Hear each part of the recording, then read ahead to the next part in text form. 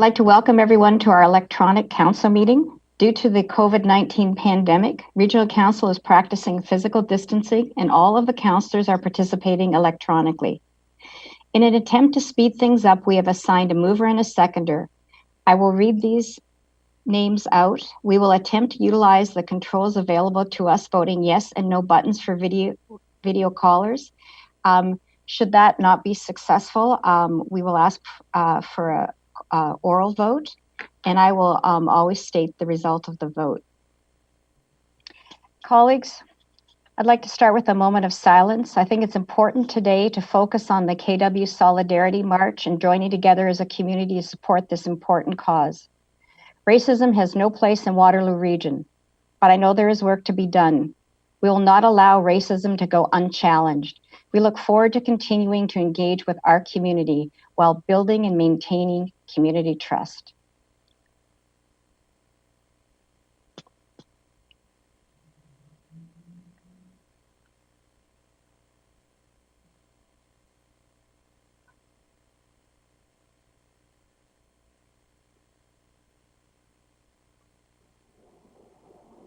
Thank you, colleagues. I would now call on the clerk to do a roll call. Chair Redmond. Here. Councillor Armstrong. Here. Councillor Clark. Here. Councillor Erb. Here. Councillor Foxton. Here. Councillor Galloway. Here. Councillor Harris. Here. Councillor Yaworski. Here. Councillor Jowett. Here. Councillor Kiefer. Here. Councillor Rentz. Present. I believe Catherine McGarry has stepped out. Councillor Nowak. Here. Councillor Shantz. Councillor Shantz. Here. Thank you. Councillor Strickland. Here. Councillor Vanovic. Present. All present except for Councillor McGarry. Okay. We will make note when Catherine returns. Colleagues, I'd ask a declaration of pecuniary interest under the Municipal Conflict of Interest Act. Seeing none, I would like to welcome our delegation, Chuck Howitt. He is here to speak to us about ink-stained wretches and supporting local journalism. Welcome, Chuck. You have 5 minutes. Okay, thank you, Chair Redmond and councillors. Can you hear me? Yes. So just a brief introduction. My name is Chuck Howitt, a former reporter, editor at the Waterloo Region Record. Recently, a group of about a dozen Record retirees and alumni formed a group called the Ink-Stained Wretches to see if we could do something to alleviate the beleaguered state of the media in Waterloo Region and across Canada. As you are probably aware, the past 20 years or so have not been kind to the media, particularly the print media. The arrival of the internet kicked off a downward slide in advertising revenues that picked up steam during the 2008-09 recession and continued pretty much unabated until early this year. Then, out of the blue, we were hit with COVID-19, a pandemic that could leave many more immediate casualties in its wake. Recognizing the need for action, the federal government commissioned a report in 2016 on possible solutions called the Shattered Mirror, then included $600 million in its 2019 budget in an attempt to stop the wave of media closures. The federal election in the fall of 2019 and the pandemic of 2020 have halted the media aid package. Most of you would undoubtedly agree that journalists have provided a vital service during the COVID outbreak. Indeed, the media was included on the list of essential services for good reason. But if you want the media to survive this latest crisis, there is no time to lose. We believe a grassroots campaign started at the local level and hopefully spreading across the country is needed to convince the federal government to move quickly on the media front once economic activity begins to return to normal. Some of you might feel this issue falls outside council's jurisdiction. Legally, that might be true, but there is no reason why council can't voice opinion on such matters. There are precedents to back this view. Just last month, Kitchener Council approved a motion in support of universal basic income, and last year it passed a motion to declare a climate emergency. Before you discuss our resolution, a little background on the ink-stained Wretches. Our project promotes journalism in all forms, including print, broadcast, and digital. Whereas our campaign is a local grassroots effort, we hope that it will spread across Canada. Our online petition has been endorsed by more than 640 people as of this morning from every province and territory except Nunavut. We have not sought the blessing of media executives because ours is a rank and file effort happening outside official media circles. They have their own associations and avenues for advocacy. We believe the more voices heard on this issue, the better. We are not asking council for any actions beyond those reflected in the resolution. However, if council chooses to take measures such as writing letters of support to federal elected leaders, various federations of municipalities, or other groups, we would be delighted. Thank you. Thank you very much, Mr. Howitt. I see I have a couple of people that would like to ask you questions. I'll start with Councillor Jaworski. Thank you very much through the chair. Thank you, Chuck, for bringing this forward. As I know, you've done a lot of work in this community for many years, including your book on the Blackberry book that certainly Thank you. we had chatted about for what seems like a decade, Chuck. I think I'm really pleased to see this come forward. You're looking at 16 local news media junkies here today. We are probably here because of our love of the local news, local journalism. And I think I was really pleased to hear you say that you're really encompassing all forms of journalism, from what we might consider the traditional to the more modern. And I think that's just so important to get our messages out there. It serves us in so many ways. In trading notes with Chair Redmond, she has suggested an addition for the resolution that I hope to bring forward after questioning's done. So thank you very much, Chuck, for bringing this forward, and I'll turn it back to the chair for now. Thank you. Councillor Galloway. Well, thank you, Madam Chair. I don't have a question of Chuck. I do have a comment, however. And I want to thank you, Chuck, and Mirko, and all the others in your group for bringing this forward. This is really an important issue. And when you did say that it might fall outside our jurisdiction, I'm not really so sure about that, because all democracies are based on representation, of course, whether that's a legislature, a council, a parliament, or whatever, but a free and open media is also part of our democracy. So I think it's quite appropriate for us to comment on that.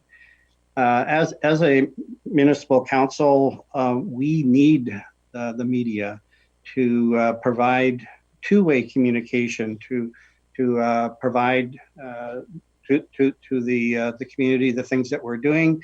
But more importantly, sometimes we need to get the community's input, and it's through the media that a lot of that is facilitated. I think all of us know all kinds of people in our communities that are really quite disconnected. And when asked about even the most basic of things going on in our country, our province, and our community, people may not even be aware of what's going on. And I think this is only going to get exacerbated as time goes on, if the media continues to erode, as it is been eroding now for, like you said, over 20 years. So I think it is essential for us to endorse this and to pass it along to those associations that we have influence in, and our local MPPs and MPs, so that all of us together can have some kind of effort to bolster the media. It's an essential part of our democracy, and I really hope that you're quite successful in making it an issue right across the country. So thanks very much, Chuck. Thank you. Thank you. Councillor Vrbanovich. Thank you very much. And I too want to express my thanks to you, Chuck, for the work that you and Miracle and so many others have been leading on this issue.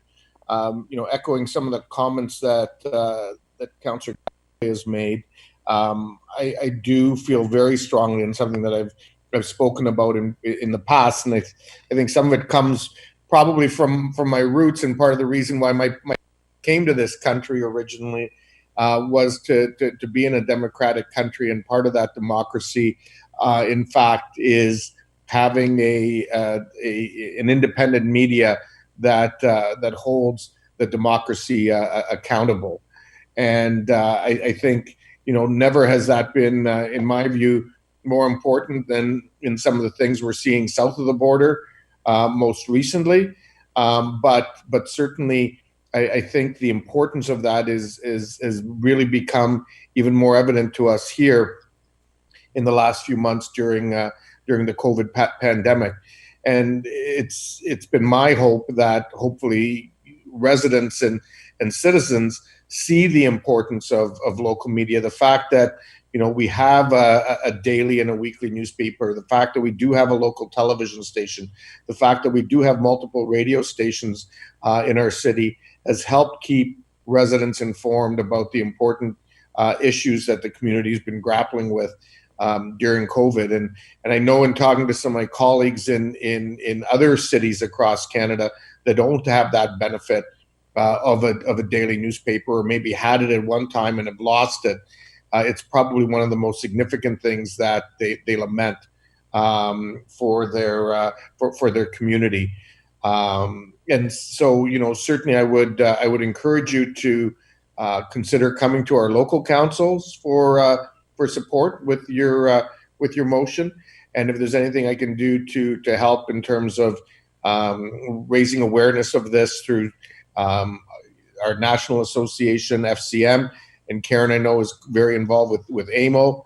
I think, not speaking for the chair, but I think both of us would be more than willing to try to help in that regard if we can as well. Thank you. Great. Thank you. Councillor Foxton. Thank you, and through the chair. This is living history we're talking about. This is the writing of our day-to-day lives and the highlights of our lives. How many times has a major event happened in society that we haven't ran out to get multiple copies of newspapers? And how many of you right now have a newspaper or two stacked away that you've kept on history, on living history? We can't lose this. We can't lose this. I've talked about this multiple times. The validity of the press, and accountable press, accountable information. They are held up to a responsibility that isn't always on social media and other things. So we have to, I totally am 200% behind this. We have to go forward with this, and I hope all your success. Thank you. Thank you very much, Councillor Foxton. I see Councillor Jaworski would like to speak again. Councillor Jaworski. Well, I'd like to bring the motion forward, if you please, Chair Redmond. Yes, you're moving it, and Councillor Erb is seconding it. Would you like to speak to it? Yes. So just for the benefit of the viewing public, the resolution does mention the fact that 190 Canadian communities have lost 250 news outlets over the past 10 years. There's a specific new part, Chuck, where we put in, thanks to the urging of the regional chair, whereas the news media here in Waterloo Region have been instrumental during the COVID-19 pandemic, ensuring local citizens have accurate local information. And then we continue on with the suggested resolution. Therefore, be it resolved that Waterloo Regional Council recognizes that a healthy professional news media is essential for the proper functioning of democracy in the region. We urge other municipal councils within the region and across Canada to recognize that a robust news media is essential to the proper functioning of democracy in their jurisdictions. We endorse the legislation and regulations to support and rejuvenate news outlets across Canada. And furthermore, we urge the federal government to move quickly to pass legislation to ensure an ecosystem for a healthy news media to serve all Canadians. Thank you very much, Chuck. Thank you. Thank you. Councillor Erb, as the seconder, would you like to speak to this motion? No, I'm just happy to second it and simply say I think the first thing most of us do when we get up in the morning is go to our mailbox to see if the newspaper there or turn the radio on. So what you're trying to do, Chuck, I think is just so important to the good of our community and keeping everybody well informed. And a sharp pencil by those that are your professional colleagues to keep us all on track. Thank you. You're welcome. Councillor Foxton, did you wish to speak? I did. I just wanted to ask, would we like to put in a clause that says that this, share this motion with the existing AMO members and other municipalities around? So if we can share it, then it saves Chuck from going to everybody or trying to contact everyone. So what I'm hearing, Councillor Foxton, is that this motion be then forwarded to members of the Association of Municipalities of Ontario and to the FCM for Canadian municipalities. Okay, do I see that as a friendly amendment? Dave, are you good with that? Jim, you're good with that? Okay, and I have Councillor Shantz. Thank you, Chair Rednan. Just a little thing. Is it Waterloo Regional Council or should it be Waterloo Region Council, particularly if we're going to forward it, just to get it correct? The clerk is looking thoughtfully and considering your, so if we can take that under advisement. Regional Municipality of Waterloo. Thank you. Chuck, thank you for bringing this forward. I was going to ask to see your hands to see if they were ink stained, but that I don't want to trivialize a really important issue. I see no other speakers, so all those in favor, please use your yes button. If you're opposed, use your no.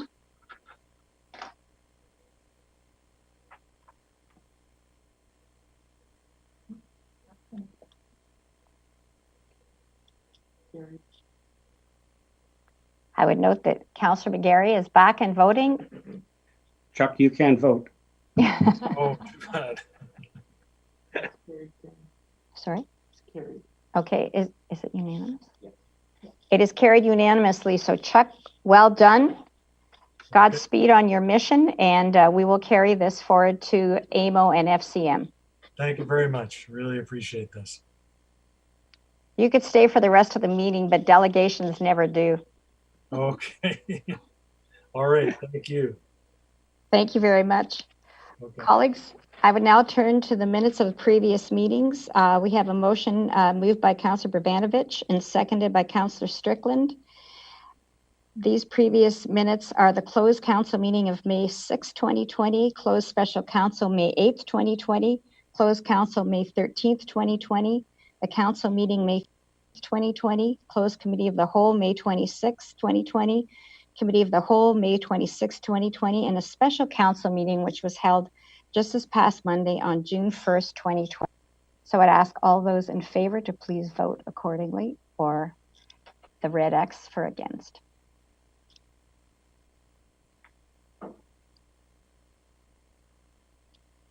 That motion is carried, colleagues. The next agenda item is council package, which you would have all received electronically. It contains a letter from Kyle McLeod re Grand River Transit Electronic Buses, a letter to council from BYD, which is Build Your Dreams, which is an electric bus strategy and pilot program.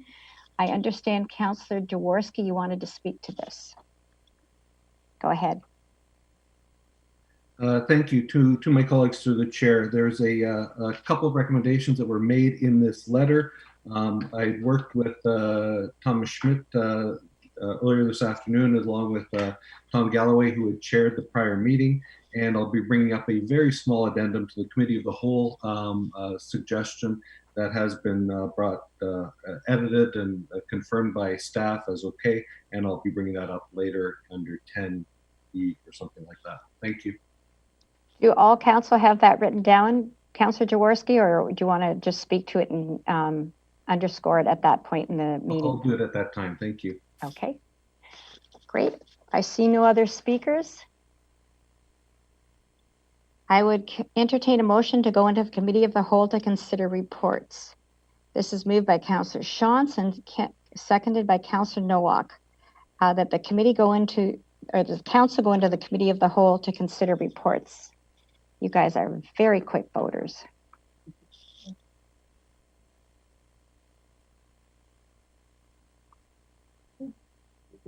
That is carried.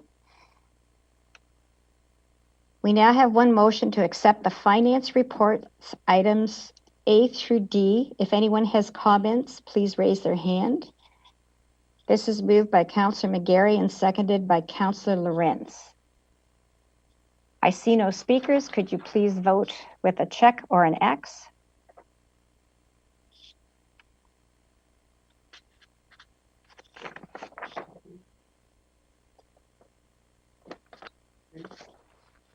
That motion is carried.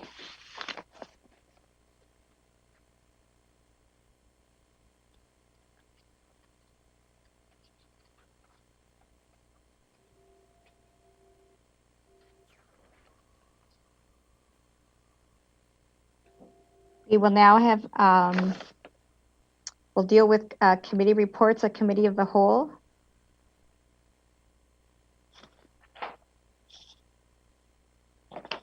The attached report, vote to accept the Committee of the Whole summary. This is moved by Councillor Galloway and seconded by Councillor Kiefer. Councillor Jaworski, do you wish to speak to this? Thank you. Through the chair to my colleagues regarding that letter that we received and discussed a few minutes ago. In our electric bus strategy, I know we're all keen on moving as fast as possible, and the letter encourages us to do so. It also makes note, and we talked about it as well, what if there's funding coming from the federal government? So there's a fifth item I'd like to put on to the Committee of the Whole report, the recommendation, the first one regarding electric buses. And this is that we revisit the electric bus implementation strategy, including the timing of electric bus purchases, should the federal or other funding become available, or should there be significant technology advances with a goal of implementing an electric Grand River Transit bus fleet as soon as feasible. And I had the opportunity to talk with Councillor Verbanovic about this yesterday, and Commissioner Schmidt.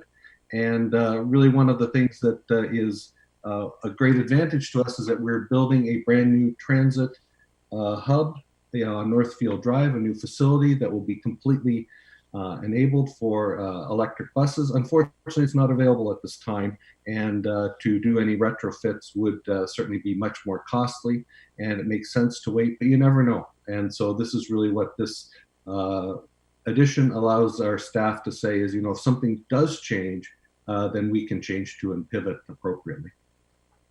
Thank you, Councillor Jaworski. Councillor Verbanovic, are you willing to second this, and would you like to speak to it?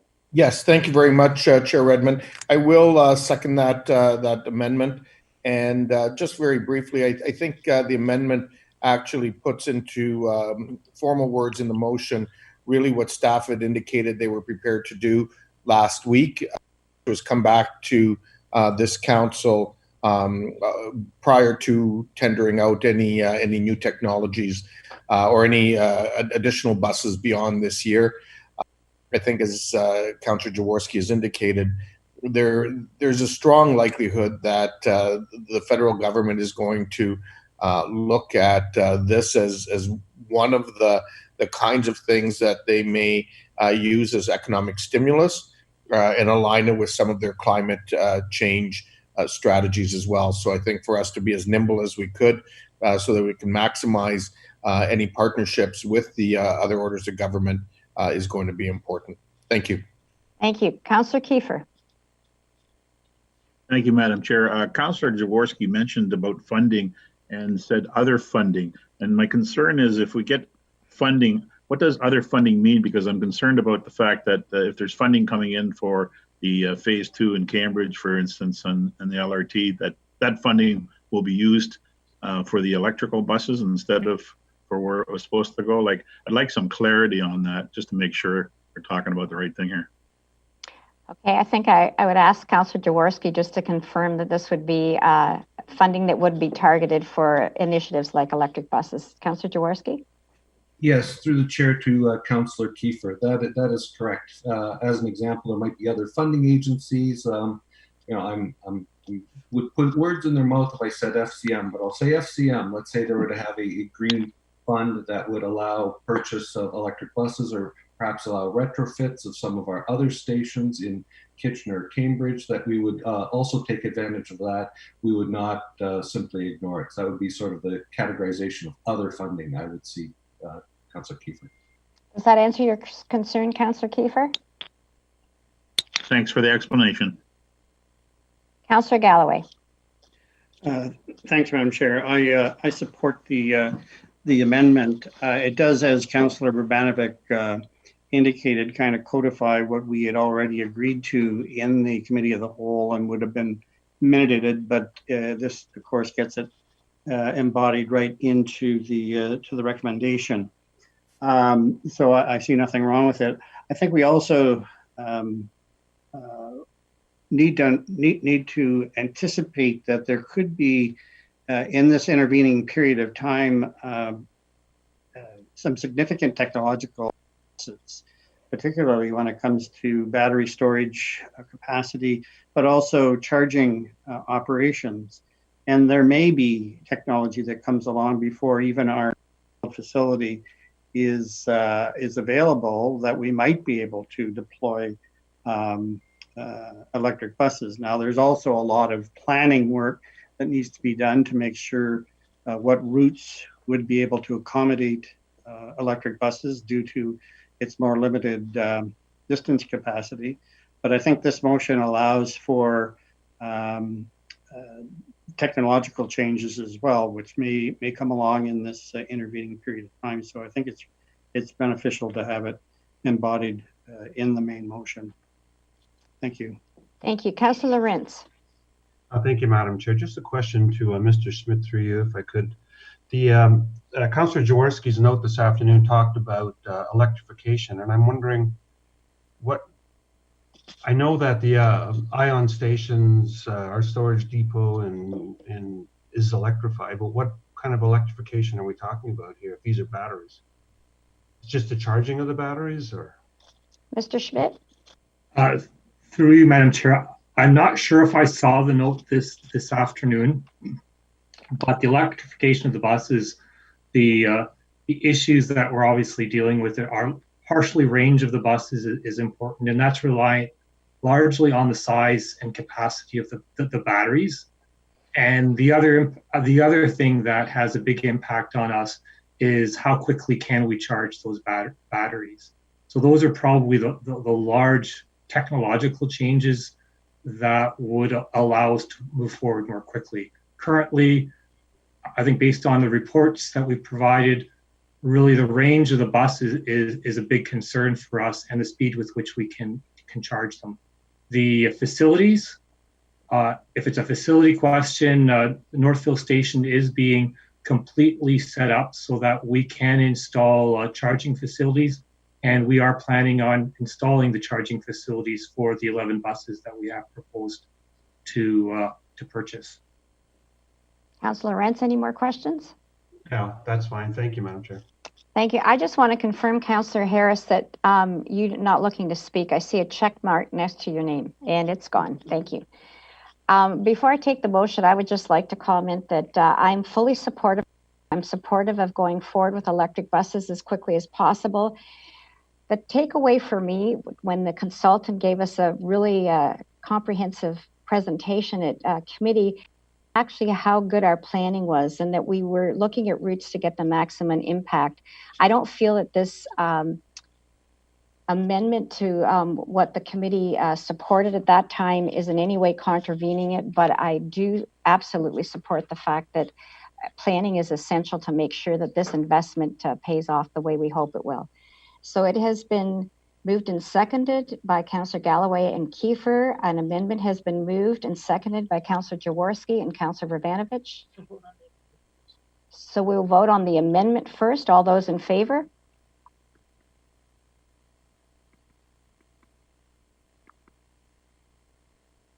That is carried.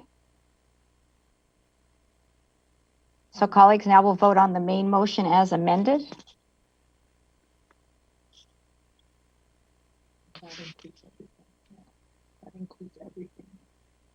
And just to confirm that we are now voting on the entire committee of the whole as presented by Councillor Galloway. So all of the issues.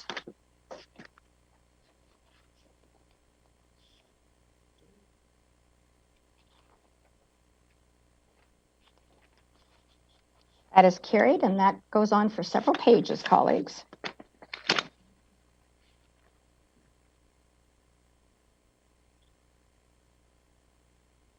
We'll now start a vote to accept, so now we have a special item, colleagues. This is moved by Councillor McGarry and seconded by Councillor Jaworski. I'm asking for your support to run for chair of the AMO Board of Directors as the president from 2020 to 2022.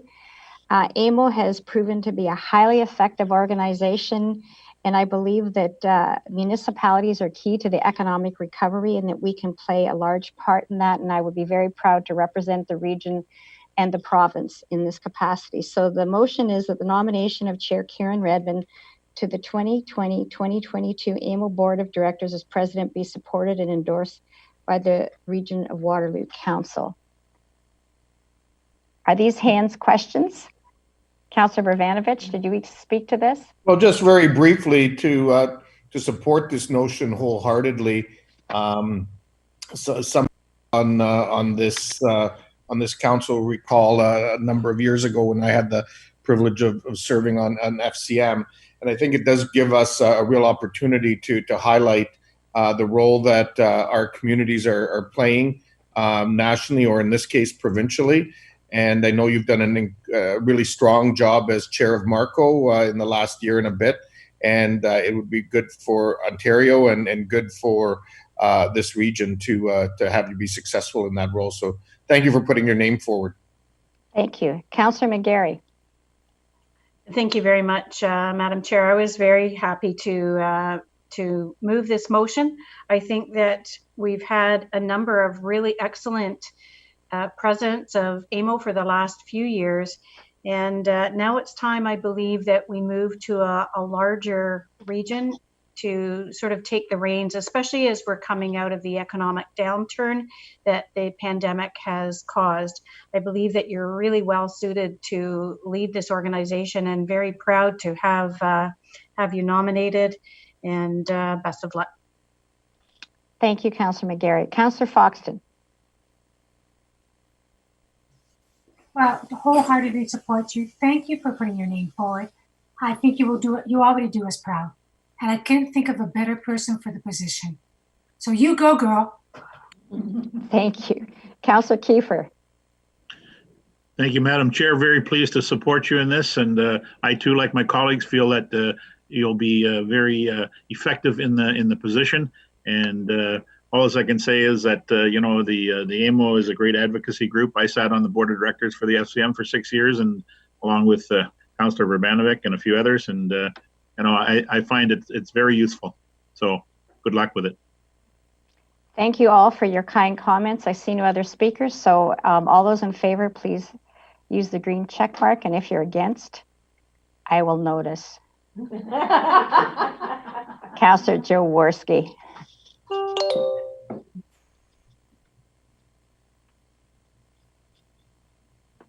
Well, I guess I should, can I vote? Yeah. I don't think it'll happen. Should I vote? Okay.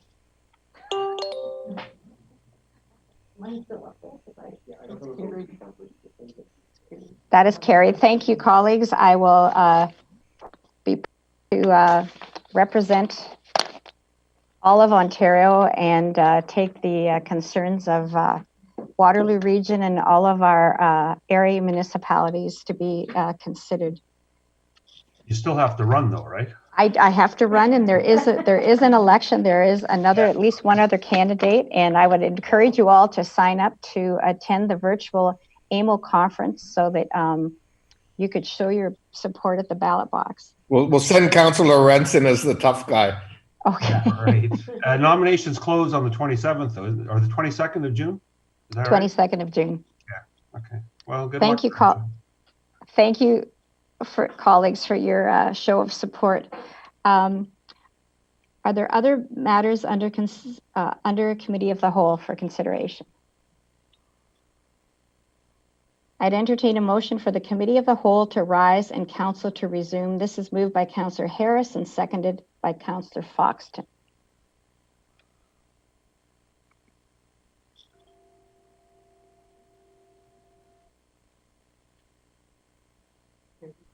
That is carried. Thank you, colleagues.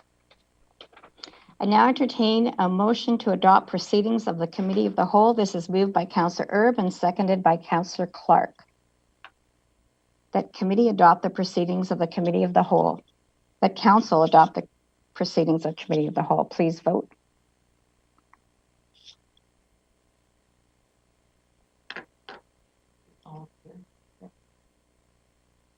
That is carried. Motions. We have a notice of motion, a revised notice of motion from Councillor Strickland. Councillor Strickland, you have the floor. Thank you very much, Madam Chair, and good evening, everyone. Can you hear me okay? Yes. Okay, great, thanks. Just having some audio problems here lately. Thanks very much for your consideration of this motion. And before I get into the rationale of why I think we need to form a post-COVID-19 Economic Recovery Committee, an ad hoc committee, just in terms of some of the mechanics, last week we had a report about Best Waterloo Region and how its ongoing work would be fed into our existing committee structures. And I thought that that would make sense for us to work with Best Waterloo Region and add some councillors to that committee. But subsequent to that report and my conversation with Tony Lamatina, I understand that that committee is being wound down. So I revised the motion that's before you tonight to reflect the formation of an ad hoc Economic Recovery Committee rather than one that is constituted with the Best of Waterloo Region. And also the motion tonight revised also calls on the support and collaboration with Waterloo Region Economic Development Corporation and also local area economic development groups as well. So that's the kind of mechanics of how we got to where we are today in the revision. In terms of the motion itself, I think that we are all very much aware of the health crisis and also the economic crisis that the pandemic has created. And we know we're facing an economic future that is very uncertain, but there are certainly some things that we know are going to happen. We know economic growth will be slow. There's going to be higher unemployment. We're going to have a depressed housing market. We're going to have a low growth environment for the regional tax base. And we're going to have a low growth environment for the regional tax base at a time when our community may need more spending to help support in the recovery. And so I think it's important that when we look at all of these different factors, we ask ourselves, what do we do as a regional council?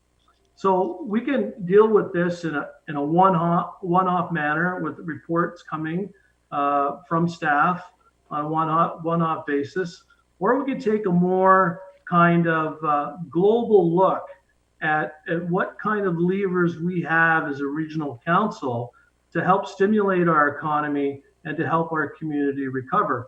And this is something that's not unusual to local governments right across North America. Many local governments have formed economic recovery committees. Our provincial government has done that. Our federal government has done the same. So my thinking is, how can we work in a Waterloo Region collaborative manner and in a focused and coordinated way to help our community recover into the future? And I think it's important that what I'm talking about is about the levers that we have as a regional government. So for example, how can we use tax policy to help? How can we reduce red tape to get shovels in the ground more quickly? What capital projects do we prioritize that give us the greatest economic lift? So for example, we all know we have a 10-year capital forecast. Are there some projects in that capital forecast that make more sense for us to do in year 1 or 2, because the economic gains to our community would be greater than some of the ones we may have in the capital forecast that's scheduled to happen more earlier. So my thinking is to have a whole approach and an analysis and look at what kind of tools we have and how we can put together a package to help our community recover. There's many other tools, development charges, site servicing for future growth are a couple of other examples. So I think it's important for us to examine them in detail. That's why I'm suggesting create an ad hoc committee and have regional elected officials take some responsibility on helping shape what we do as a regional council and how we can help our community recover in the future. And I really ask you to think hard about this and ask for your support for this motion. Our community really needs this. I think as a council, it's something that we really need as well. So with that, Madam Chair, I'd be happy to answer any questions, and I look forward to the discussion. Okay, Councillor Strickland, just for clarification, I have a whole list of speakers, but I had that Councillor Harris was seconding that. Is that correct? Yes. Okay, so this has been moved by Councillor Strickland, seconded by Councillor Harris. Councillor Lorentz. Thank you, Madam Chair. I'd like to make a small amendment, if I could. In the therefore be it resolved, it talks about a representative from each municipality, Kitchener, Waterloo, and Cambridge. And I would like to suggest that we would have Councillor Strickland as chair of our finance to represent Waterloo, Councillor Jowett, who's vice chair and also chair of the Economic Development Committee from Cambridge, myself and Councillor Harris from Kitchener, and you, Madam Chair, as well as a representative from the townships. And I think that's a good starting point. I don't know if we want to add more directly elected or not, but that's what I would like to suggest as an amendment. Okay, so Councillor Lorentz, you are moving that as an amendment. Do you have a seconder? Sorry? I can second that one. Okay, so Councillor Jowett is seconding that. So we can now speak to the amendment. Councillor Nowak, did you want to speak? Not to the amendment. Okay. Councillor Kiefer, do you want to speak to the amendment? Yeah, just to say that I'm in favor of the amendment, and that if possible, I wouldn't mind as a directly elected official sitting on it as well. But if there's enough people, then I'm fine with that too. Thank you. Okay, Councillor Jaworski.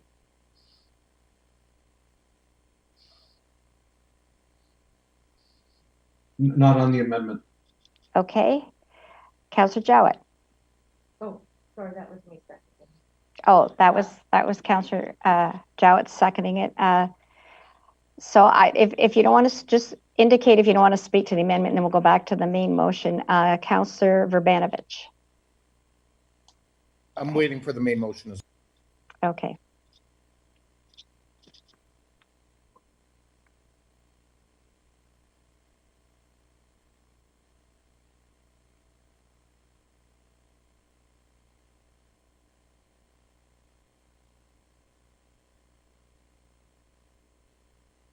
So it's outside of what the main motion is recommending. So I mean, there's two ways to deal with it. Either you deal with the membership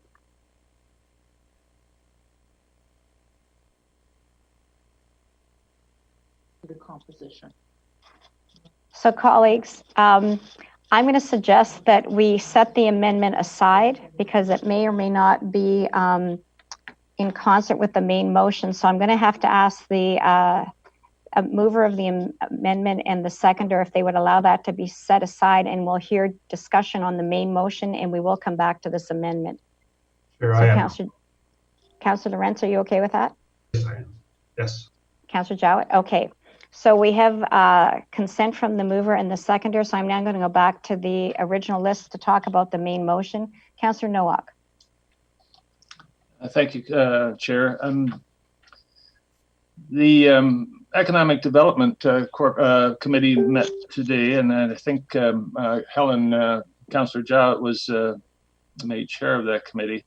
I read the Economic Development Framework for Action, which was extremely comprehensive and very well written. So I'm a little bit concerned that maybe I'd like to ask Councillor Strickland, what's the difference between what you're suggesting and what the Economic Development Committee could achieve. Could this not be done through that same? Councillor Strickland.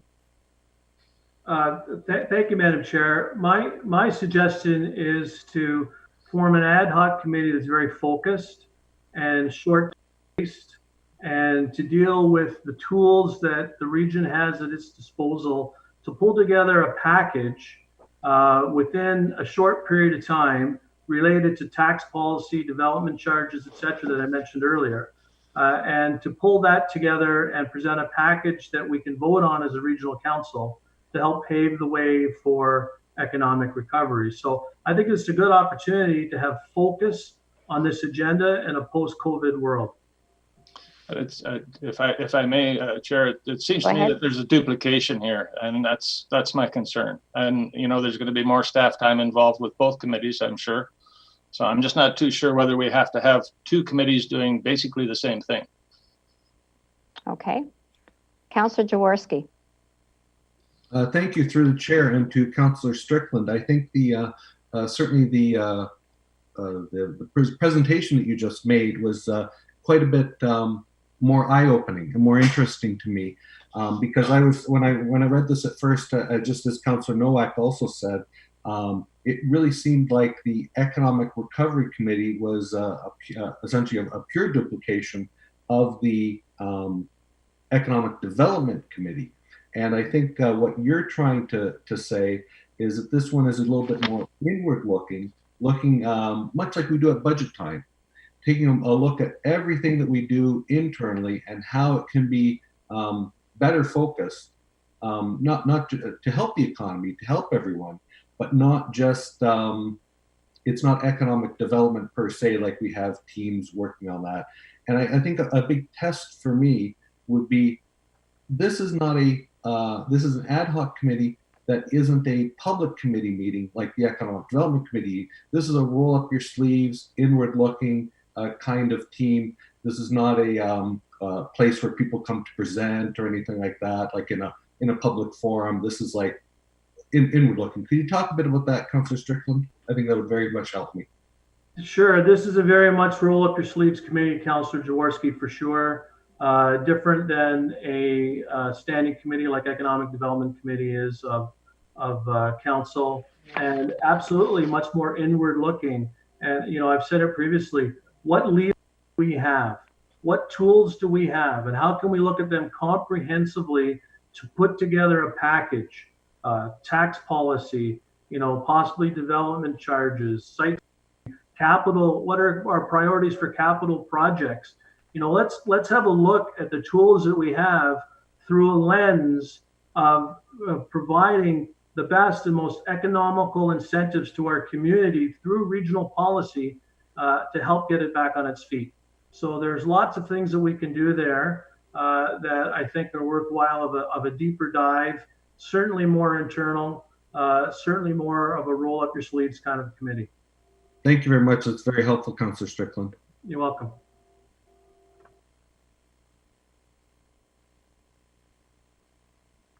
Councillor Bravanovich. Thank you very much, Chair Redmond, and I have some questions both for Councillor Strickland and for staff on this committee. Councillor Strickland, with respect to the work of the committee, I mean, I'm struggling a little bit, and like Councillor Jaworski, you know, your last answer certainly helped provide some additional clarity. But, you know, there's a number of committees that are already in place that deal with some of these issues. The Budget Committee is one. There's a working group on development charges between the region and municipalities, because as you know, this is an issue that needs to be worked collaboratively on, much like, you know, much of the things in Waterloo region that are built on collaboration and barn raising. And I'm just trying to really understand, you know, what is the work that's going to happen here that's different from what, for example, is being dealt with at the Economic Development Committee. as Councillor Nowak indicated, that the framework that was outlined today was pretty detailed, and it's built on the collaborations that already exist in the region. You know, a great deal of economic development work is actually the responsibility of the lower tier municipalities, and so I'm just wondering, you know, what pieces very specifically are going to be dealt with here, and is the work plan going to be something that'll be approved by regional council before the committee goes? Councillor Strickland? If I may, Madam Chair, I'm fine with the work plan coming back to regional council for approval. Part of the process, as detailed in my resolution as well, is that it's an ad hoc advisory committee. So any recommendations that come out of the advisory committee will be ultimately approved or not approved by regional council. I think that, you know, as I said before, and maybe the economic part of it might be a misnomer in terms of the title.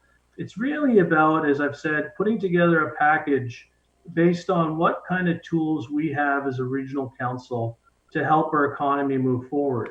And, you know, Councillor Vanovic, you talked about the budget committee. Well, you know, the budget committee meets like basically 6 times a year, and it's mostly the committee of the whole process to deal with the budget, and that budget's not going to happen until later this year. And my whole idea here is to get ahead of that. And I think our community expects us to have a look at some of these issues and start thinking about some of these things and putting in place some recommendations on how we can expedite the recovery of our community by using the tools we have at our disposal. So that's quite simply what I'm trying to do. And it's in cooperation wherever it makes most sense with our local municipalities and other economic development offices across the region. Does that answer your question, Councillor Vanovic? Well, yeah, partially, I would say. But my other question is really to staff, and I don't know if Mr. Murray or Mr. Regier want to handle this. But it really is, I mean, number one, I do want to get some clarity, because it's my understanding that Best WR is not winding down. It's rather it's transitioning.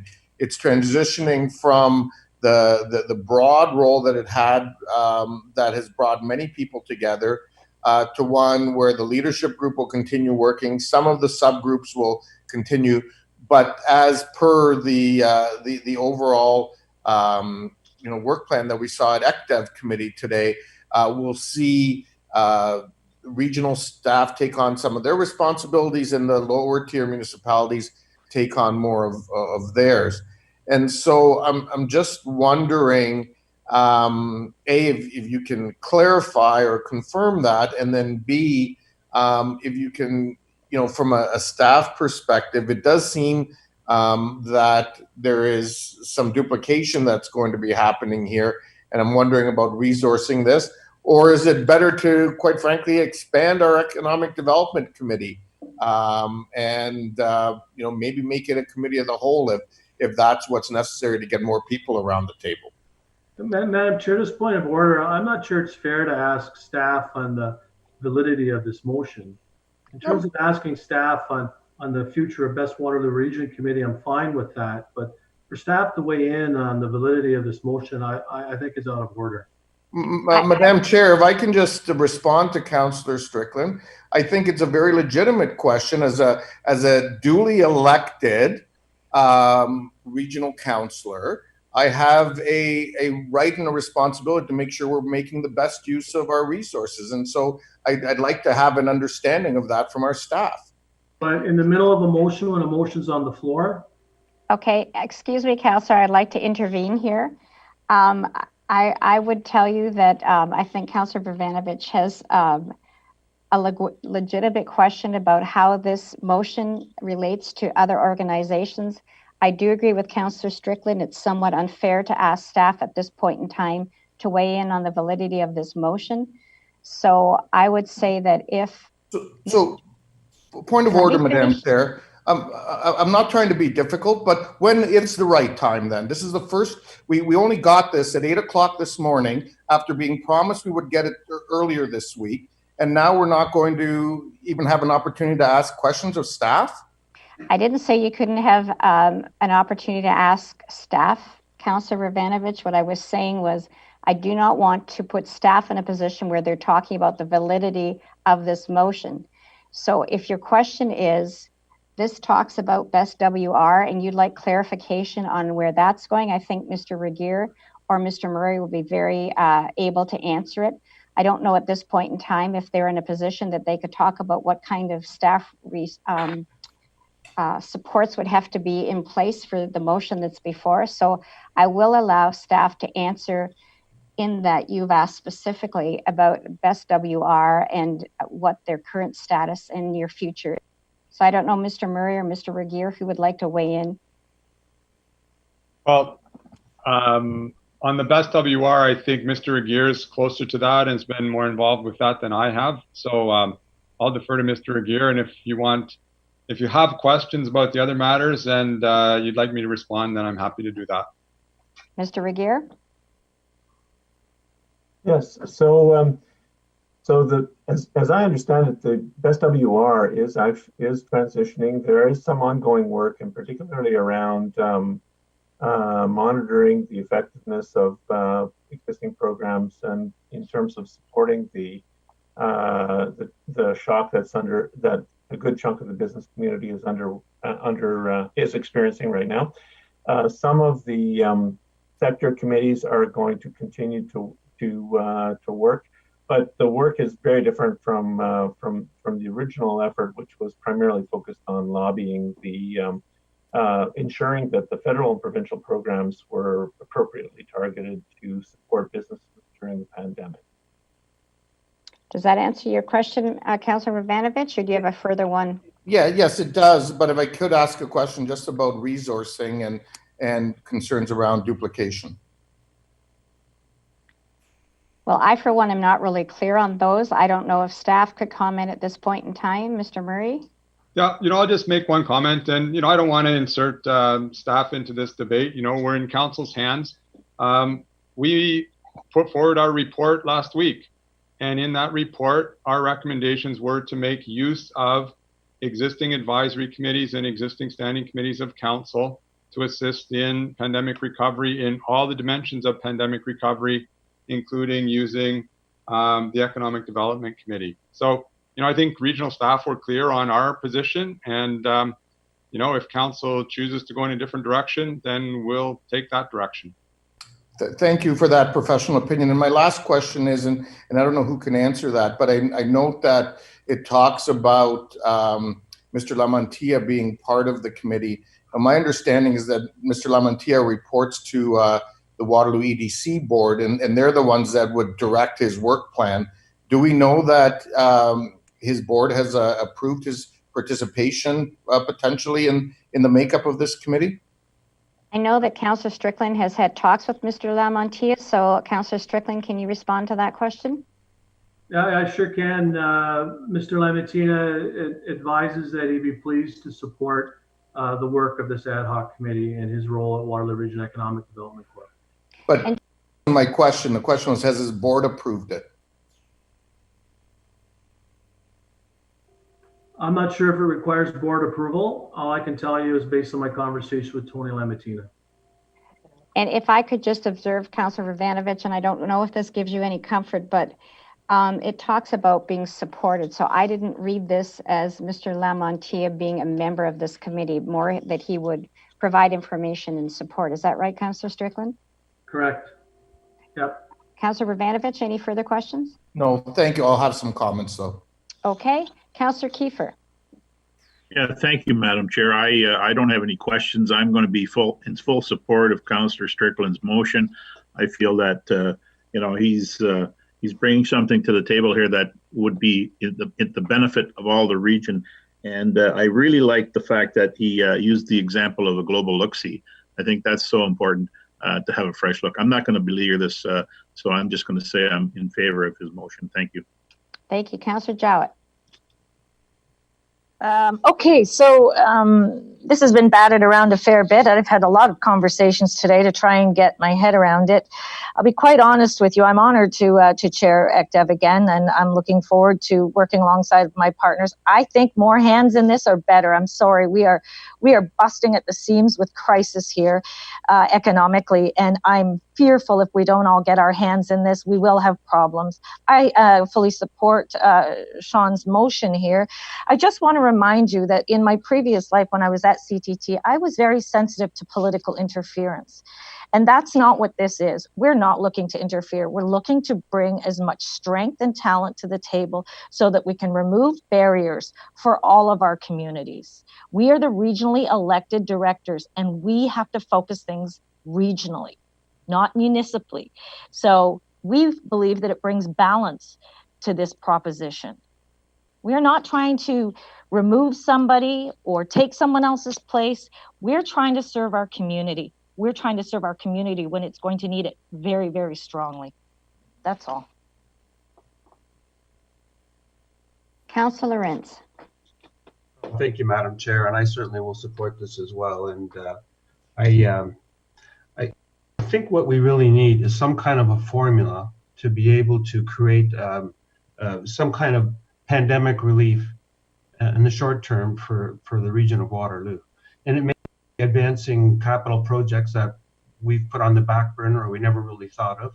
It may be lobbying to the province and the feds to begin phase 2 of the LRT. I mean, I can't imagine a more of an economic driver for the city of Cambridge than to have an announcement that we're moving forward with the LRT in Cambridge. So I think there's a lot of different ideas out there. I think that this committee can be a clearinghouse for municipalities that have ideas and how we can move forward. I think the citizens of our community, the citizens of our province, and the citizens of Canada are looking for some immediate action on dealing with how this pandemic has economically affected all of us.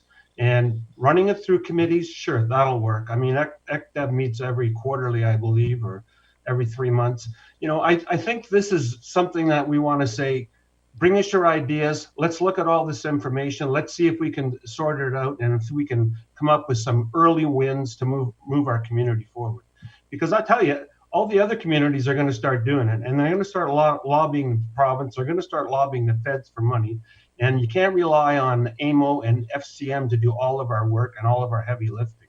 So we need to get in the queue. We need to get moving. And I think this is the way that we need to do it.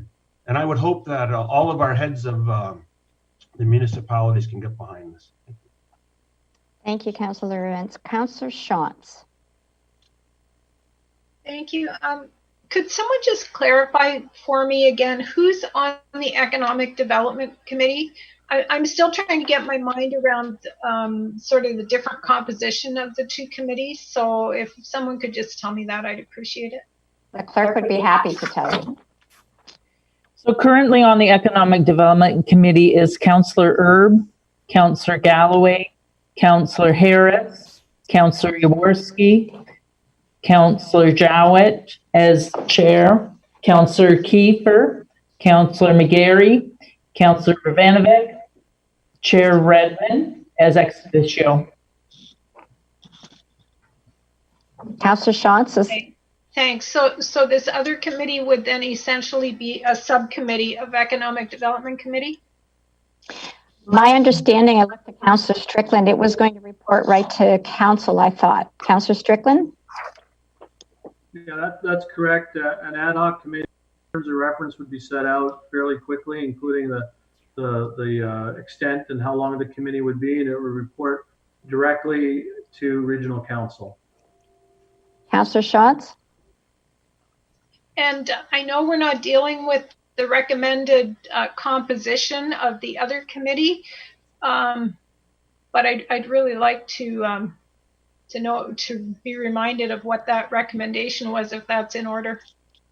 It is in order, and I have to point out that I may have been a little quick in accepting the amendment because it really runs counter to Councillor Strickland's paragraph that talks about regional councillor, directly elected regional councillors, one from each city, one representative from the 4 townships, the current chair of Economic Development Committee, and the regional chair. So Councillor Lorenz suggested Councillor Strickland, Councillor Jowett, Councillor Lorenz, Councillor Harris, and the chair. So that we didn't have anybody from the townships on that list.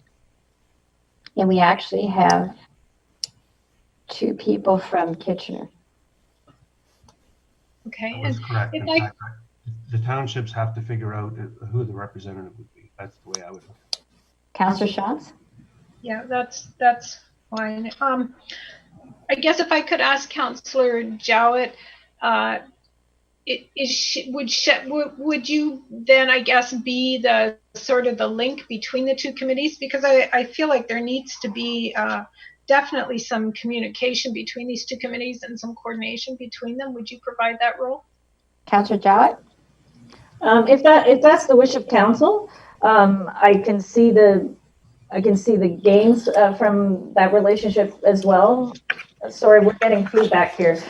But again, I don't want us to feel divisive about this. It's just another way of really getting everybody engaged, because I don't know if everybody's really thought about what's coming our way. So Councillor Schatz, I think that was a yes. Sorry. Thank you. And I do understand we've got a big job ahead of us as we come out of this pandemic and try to put all the pieces back together. So I don't object to, in principle, to what Councillor Strickland's recommending. I'm just trying to, in my own mind, understand how they come together and ensure that we're not duplicating effort and we're not working against each other. Thank you very much, Councillor Schatz. Councillor Galloway. Thank you, Madam Chair. Well, this afternoon I sat through a very comprehensive report from staff on economic recovery. It was very comprehensive and it was far-reaching, and it is, let's say, much longer in term to carry out all those particular strategies and the action plans that are now going to be generated for all the strategies. And I was concerned that there could be a lot of overlap, but hearing Councillor Strickland's explanation tonight more clearly in terms of it being ad hoc, relatively short term, very, very focused. The plan we heard this afternoon has a whole variety of focuses. It's very comprehensive and very good. I can see the benefits of this particular effort. But as Councillor Schatz just asked, Councillor Jowett, I do think Councillor Jowett's going to have to kind of be the gatekeeper, so to speak, in terms of making sure that staff don't get asked to do 2 things, the same thing twice. There is some potential for that to happen, and I think we should try to avoid that. And I think Councillor Jowett will be in a good position to know. And as chair of economic development and vice chair of this effort, she's in a great position. And I think that I hope she would take that role on, as I think she indicated earlier. It was somewhat of a qualified yes, but it was a yes, I believe. Yes. Councillor Foxton, are you done, Councillor Galloway? Yes, thank you. Okay, Councillor Foxton. Thank you, through the chair. I'm getting more and more confused because Councillor Strickland says it's a brief ad hoc group to deal with the situation. Councillor Lorenz said we're going to do the LRT through Cambridge, which is not brief. It is a multi-year situation. So already it's getting pretty wishy-washy, and I'm not sure what we're voting for anymore. Are we voting for another economic group to take care of the situations as of today, but also long-term? Because he talked about FCM, he talked about AMO, lobbying. That's not a short-term. So Councillor Foxton, before I go to Councillor Strickland for a response to that, Councillor McGarry has not spoken on this issue yet. Councillor McGarry, would you like to pose your questions or concerns, and then I'll go to Councillor Strickland to supply answers to that? Thank you, and I appreciate the opportunity, Chair, to weigh in. And as I said, I also was on the Economic Development Committee this afternoon to look at the work we're doing, and I still struggle to see the purpose, I guess, of the ad hoc committee, as I see a lot of duplication that could be potential. And although I certainly understand the spirit of trying to get everybody involved to move us past this, I'm wondering that, you know, if the Economic Development Committee comes up with something that needs council to be nimble on and to vote on, I wonder if we already have those mechanisms to bring that forward through some of the other standing committees that we've got. So I'm just, again, going to try and ask again what the clarification would be. There's been a lot going on to try and get an economic response plan going. A lot of effort from staff and councils and local councils to try and support and move our region ahead. So I'm just going to ask again for some clarification, just because I can't really see the division between one committee and the other, and don't want to do a lot of duplication. Okay, so Councillor Strickland, I'm going to allow you to respond, and I would ask you, I mean, basically people are wanting to know the what of this ad hoc committee, who's on it, and what time certain would be. And I think those are things that you've sort of addressed, but you haven't sort of defined. So if you can provide those answers, I think that'll help people in the discussion. So a couple terms: ad hoc, focused, short-term, quick-hitting, internally focused, coming up with a toolbox for our residents based on levers that are available to the Regional Waterloo and its elected council to help support our community through economic recovery based on the tools that the Regional Waterloo has. That's in an. I gave other examples of different tools that we have available. There may be some more. In terms of the capital projects, I think Councillor Lawrence was using RT to Cambridge as an example of a project that we may want to put particular focus on and make a recommendation back to council on how to proceed. But my idea was more along the lines of what's in our capital budget right now, and does it make more sense to move some projects to be done sooner rather than later, because the economic lift's going to be greater. It's going to create more jobs. It may be larger contracts. It may create more jobs. It may be road projects that may help with development. Eliminating red tape for development. Applications. If we get new development applications post COVID, we want to still have them go through the same kind of drawn out process the developers have to go through now in order to get approvals. Maybe we can look at our processes to get these projects out of the ground more quickly. Those are the kinds of things, quick hitting initiatives that I don't think are going to take a lot of effort. This is going to take some people in the room at the same time to say, look, here's 5 to 10 things that we think we can do. And we can do that fairly quickly to help our community recover. Thank you, Councillor Strickland. I think that was quite concise. Councillor McGarry, do you have further questions, or does that answer your question? Yeah, it gives some more clarification. Thank you. And I'm going to go back to Councillor Shantz, because it basically was the sort of spirit of your question. Does it answer your questions? I think so. Thanks. Thank you. Okay, Councillor Pravanovich. Thanks, Chair Redmond. And I'm just going to speak to the motion briefly. I appreciate the intent of Councillor Strickland to be engaged. We all want to be engaged in terms of the post-COVID period and looking at how the region and how our individual municipalities can best serve our citizens going forward. I look at this desire for engagement, and I say to myself, and I listen to the professional advice of our staff, who referenced the report that we considered last week, and I can the fact that their professional advice is to incorporate this into the existing committees. And so the desire of Councillor Strickland and others is to be involved more actively, to commit to participating, then I think the logical alternative in my mind would be to see more meetings of the Economic Development Committee. We have a very limited staff, and I think the last thing they need to do is sit in a bunch more meetings. If the desire is for us to be engaged, more of us, then let's broaden the committee. And if for a period of time the Economic Development Committee needs to be committee of the whole, then let's make it that, and deal with these kinds of ideas that Councillor Strickland is talking about.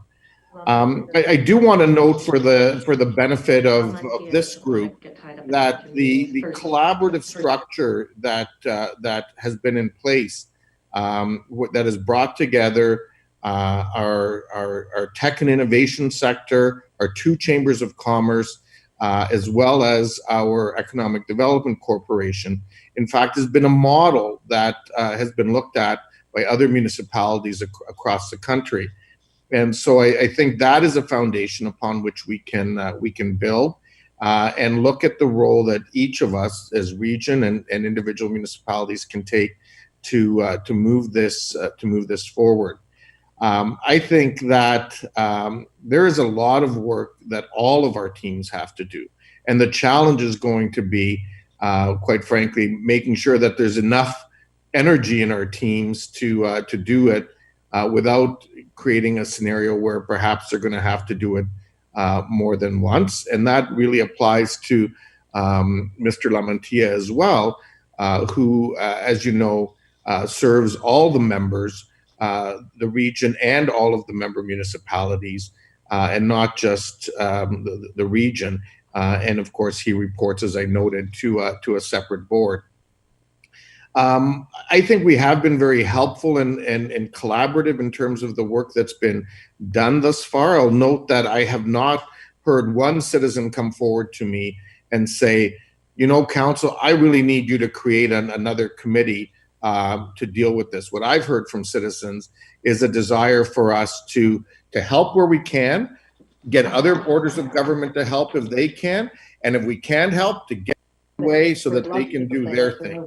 That's what I've heard, and I think that it's important that we work within the structures that we and those structures will do what's necessary to get the levers pulled in order to get things done. And I would certainly welcome additional members of council on the Economic Development Committee to do that. And so I won't be supporting this motion, Madam Chair, and I would urge others not to.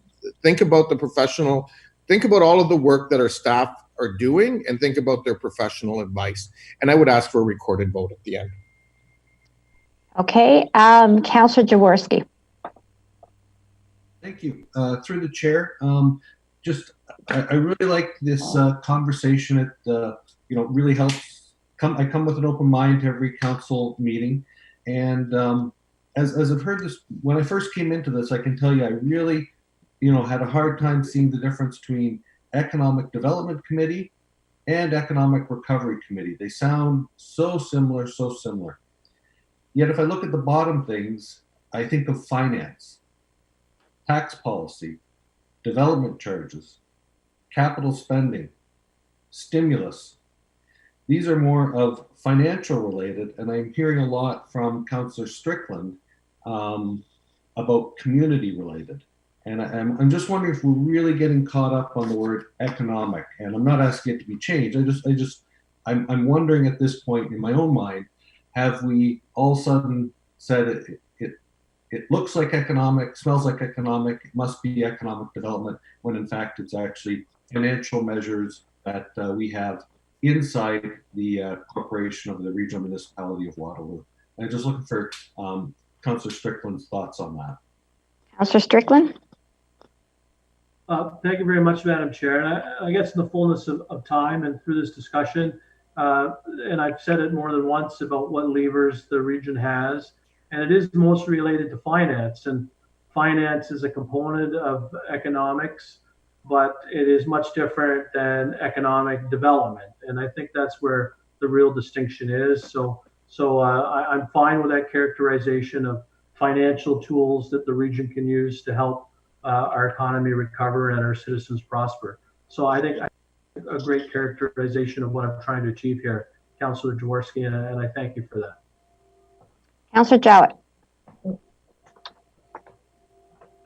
And so I just add to some of the narrative about potential support for our community as we try to gain jobs, I think is what I get real worried about. That's been my life's work. And for us to gain jobs, we have to take on a role of barrier removal from a political standpoint.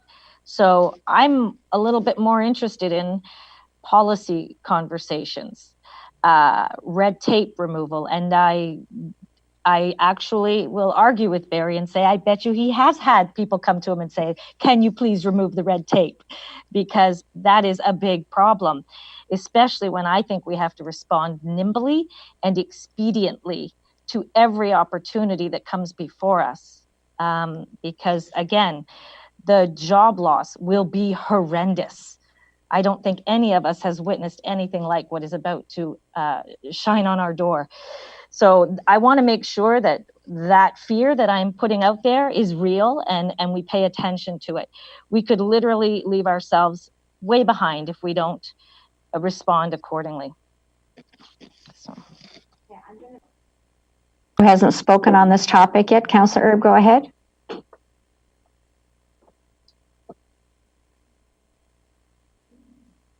You have to unmute.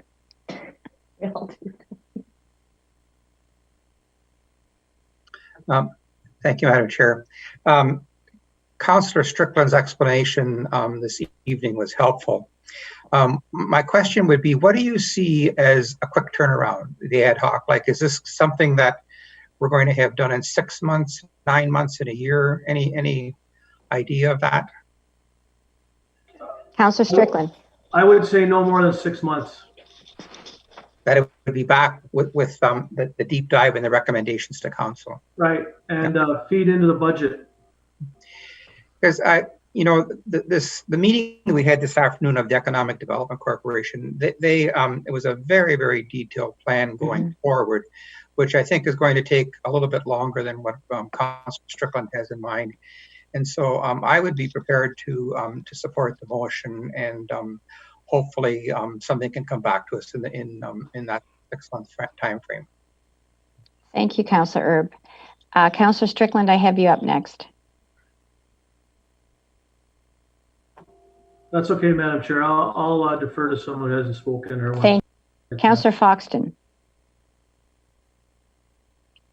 Thank you. And I keep flipping back and forth because 6 months dealing with this, and Helen Jowett, exactly right. I'm so tired of the red tape that so many people have to go through and the duplication and everything else. If we can bring that down, I'd be really happy. As long as I'm flipping back and forth because I agree there's got to be the long-term one that the Economic Development Group does with Helen Chair. I agree we need to take some of this red tape and finance, and if it's only the 6 months, I can support it. But I can't support it when people keep saying, well, and we're going to do this and that thing, because that's not 6 months. LRT for Cambridge is not going to be done in 6 months. And I'm sorry, I think that's a real reality. So I think we have to be realistic. If we're being realistic, if we're saying it's 6 months, if we're saying it's recovery, if we're going to cut out some of the red tape, and Helen, you've been a champion of delegated authority for a long time, then I'm all for that. Okay, thank you. Councillor Nowak. No, I'd just like to take a moment to point out this 6 months that Councillor Strickland has mentioned. You know, there's no guarantee that this pandemic is going to be over in 6 months. The province now has gone into their first phase. They have to go to the second and the third phase, and they've already backed off from going into the second phase. There's talk about a second wave of this thing coming in the fall, so there's no guarantee that this thing is going to be over in 6 months. So I just think you're being optimistic to say that you'll be able to make a big difference in that period of time. Okay, Councillor Rentz. Well, that's the first time I ever heard someone being optimistic criticized for it. Councillor Foxton, I gave those as examples, and maybe you didn't hear that. There's possibilities. We may be able to advance some of our capital projects that we weren't looking at before. We may have an opportunity to apply for funding from the province or the feds to advance the phase 2. We don't know that, but there's going to have to be some kind of an incentive to get people back to work one way or another.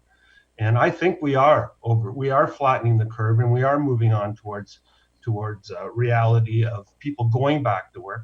I don't know how long do you think we can keep people off the job for another 6 months, have them stay at home? It's just not going to, it doesn't work. It doesn't make economic sense.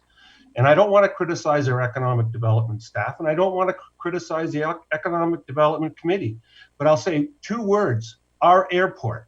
And that's an example of where we just can't make things happen there. We haven't been able to do it in years and years and years, and it's not happening.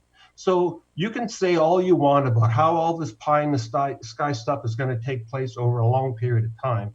We're talking about a quick, down and dirty look at what is available, what we can move forward on, and give people some hope. That's all I have to say. Okay, I've got Councillor Vrbanovich and then Councillor Jowett, and I will give the last word to Councillor Strickland, and then I hope we're near a vote. Councillor Vrbanovich. Thank you. And I just really wanted to clarify, at no point did I say that people haven't told me that they want to get rid of red tape. In fact, they have, and we've been conveying those messages to our provincial and federal partners. And we've also, in Kitchener's case, we've been working on a whole development review that has removed a bunch of red tape over the past year. So I just want to clarify that what I said was I don't believe that I haven't heard anybody asking us to create another committee to do this work, was what my point. Thank you. Thank you. Councillor Jowett. So Mayor Vrbanovich, I don't mean to offend in any way, and I'm glad to hear that you have been removing red tape in Kitchener. Our job is to remove red tape regionally. That's our job as politicians. So I'm just trying to make sure the distinction is there, that we want to play a role. And you'll have to forgive my passion, sir, but I am acutely aware that we have a big problem economically on our hands because of my life's work in human resources and with labor economics. We have a big problem to solve together. Be it together is the only way that this will happen. And this is too much labor at it, to me, doesn't make any sense. All of these smart people sitting here in this Zoom picture have something to offer, every single one of us. And I hope that when we get to do this little ad hoc, we can make change. We can make change in such a way that everybody embraces it and starts to look at things differently together. So Councillor Strickland, I'm going to allow you to speak before we take the motion. And colleagues, pending any points of order, I'm going to take the main motion first because Councillor Rent's amendment is actually appointing people, and it runs counter to the paragraph that Councillor Strickland put in, where it was one from each city and one representative from the township. So I think we should deal with the main motion first, and then Councillor Rentz will go back and we'll talk about your amendment. So Councillor Strickland, you have the floor. Thank you very much, Madam Chair, and I appreciate the discussion, and I really thank Council for the latitude, as I explained from the beginning, that this was a dynamic situation in terms of trying to find a way in which I could really make this work based on our governance practices and conversations with Waterloo Region Economic Development Corporation, and so on. So I thank you for that. I thank you for the conversation tonight. I knew there'd be some bumps along the road when we had this conversation, and much of that would be around, what is Strickland and Harris really trying to achieve here? And I think throughout the course of the discussion tonight, I think we have a much clearer idea of what we're trying to achieve, and I thank my colleagues for helping tease that out through the discussion. I think that, characterizing this as creating another committee is really diminishing what we're trying to achieve here. We're really trying to find a way to help our community deal with what is going to be the largest economic challenge that we've seen in this community in multiple generations. There's no sugarcoating this. So I think it's important for us to do this. I think as elected representatives, we have responsibility to do this. And I really appreciate the discussion, and I encourage you to support this for the betterment of our community. So thank you. Thank you very much. I'm going to take Chair's prerogative and just weigh in really quickly to say that I too appreciated the passion on all sides of this discussion on the clarification, but I have to tell you, I would be very supportive of a committee that looked at red tape, that looks at the progression of major infrastructure projects and which ones may have the greatest economic benefit. But I would really caution all of us that the municipal tax base is putting all of the taxes on the backs of property owners and the most regressive tax. So we can't be Santa Claus. What we need to do, and I'm not suggesting anybody said that, we need to look at better, more streamlined ways of doing it as opposed to finding out pockets of money, because we are going to be so stretched. As we all know, we're bleeding $4.3 million a month as it is. And I believe somebody asked for a recorded vote. So I will turn it over to the clerk. You going to read it, Karen? Are we going to read this entire motion? So you should all have the motion as printed. I think Red C is actually a misnomer. It should be Waterloo Economic Development Corporation. That name's been changed, but other than that.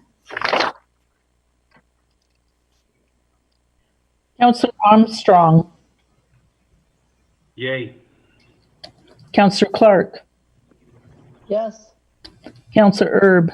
Yes. Councillor Foxton. I'm thinking. You got 21 seconds. Okay, countdown. Yes. Councillor Galloway. Yay. Councillor Harris. Yes. Councillor Jaworski. Yes. Councillor Jowett. Yes. Councillor Kiefer. Yes. Councillor Rentz. Yes.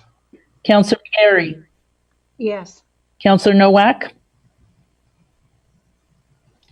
Nay. Councillor Shantz. Yes. Councillor Strickland. Yes. Councillor Vervanovic. No. Chair Redmond. Yes. 2 opposed. That is 14. carried, colleagues.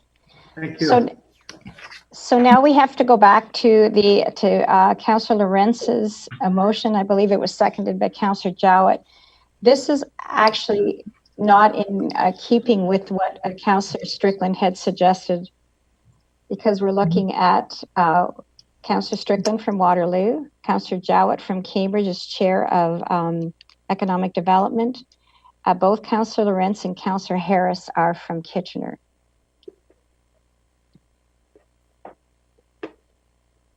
Correct. So we still need a volunteer for the townships. Councillor Foxton.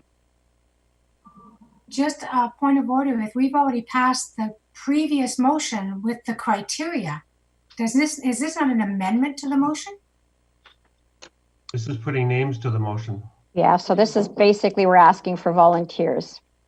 But it does amend the motion because it doesn't follow the original motion. You said 2 were on it for Kitchener. That's right. So we need discussion. Is everybody okay with having 2 councillors from Kitchener, and we still need a township volunteer? I personally like the original motion. I thought it was fair. Sorry. If you looked at the, Madam Chair, can I say a few words, do you mind? Go ahead, Councillor Lorenz. If you look at the way the population is proportioned, currently there are 2 directly elected from Waterloo, 2 directly elected from Cambridge, and 4 directly elected from Kitchener. So providing 2 from Kitchener where the majority of the taxpayers in the region live, I think balances it out. And I don't want to go into the population base of the townships because that really screws things up. But my point is we need to have balance on this committee. And I think we have a representative from Cambridge. We have a representative from Waterloo and 2 from Kitchener. If you want to add more, I don't have a problem with that. I think the more people you add to an ad hoc, the more longer it's going to take to come up with I think quick solutions. That's just so, Councillor Lawrence, I will certainly open it to the floor, but I would point out that Councillor Jowett is actually there as Chair of Economic Development. Councillor Kiefer had already expressed interest. It would seem to me that there would be room for another Cambridge representative should Councillor Kiefer wish to volunteer. So again, getting back to my point of order, is this not an amendment to the motion? I'm going to let the clerk weigh in. So my understanding of the motion that was just passed is the committee is to be composed of directly elected councillors, one from each city. So that would be 1 from Kitchener, 1 from Cambridge, 1 from Waterloo. The current chair of the economic development would be separate, and the regional chair. So I am correct that it would be an amendment to the motion.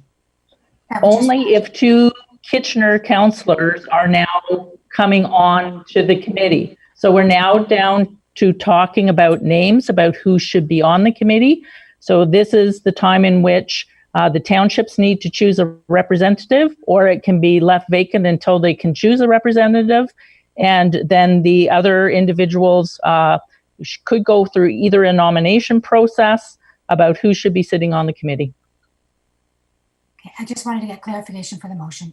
And if my other councillors aren't interested, I will be. If they are interested, let me know.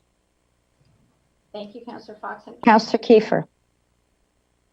So thank you, Madam Chair. So if Councillor Jowett is not going to be she's on as the chair, I would volunteer to be the Cambridge nominee if council so desires. Thank you, Councillor Kiefer. Is there any further discussion? Is council, despite the fact that this is outside of what we just passed, or is council satisfied that we could have 2 councillors from the City of Kitchener on this ad hoc committee?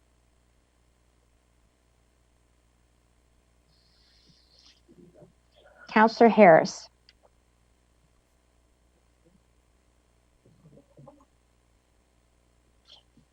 Yes. That was it. I was just saying yes. Oh, you're just saying yes. Okay. You were flashing, actually, is what you were doing. My bad. I see no further discussion. I don't know that we need a motion. I think we have had.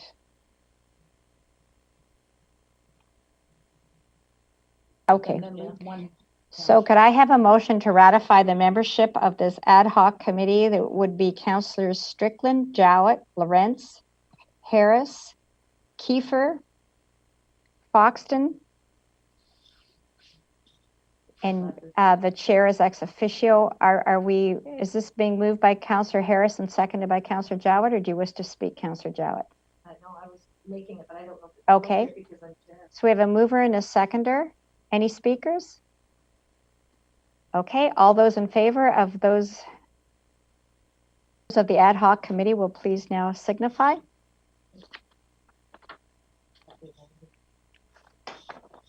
And any opposed, feel free to mark it with the X.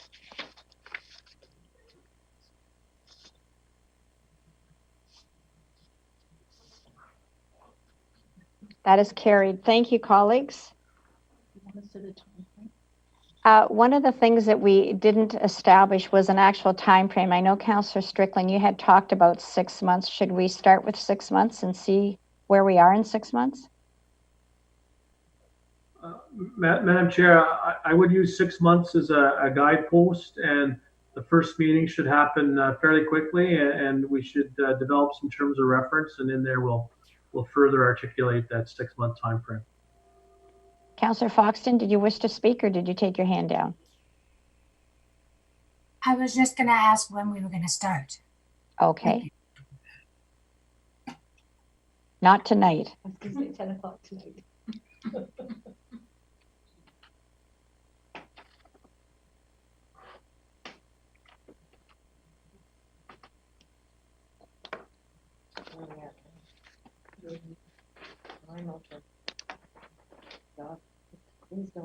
So the next notice of motion is from Councillor Jowett. Councillor Jowett, would you like to bring forward your notice of motion? It is moved by you and seconded by Councillor Rentz. Do you wish to speak to it?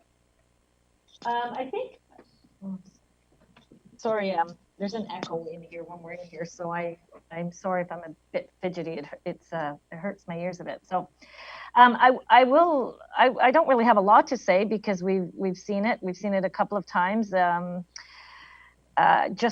Just want to make sure that we are a healthy, functioning council who talks openly about the kinds of things that can get in the way of a good, strong council. That is my intent here. There's nothing nefarious about it.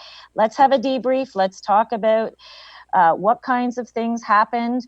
There are things that we felt we learned very late, and I know we are now finding out that even members of the pandemic learned those, but I think the conversation is very much necessary.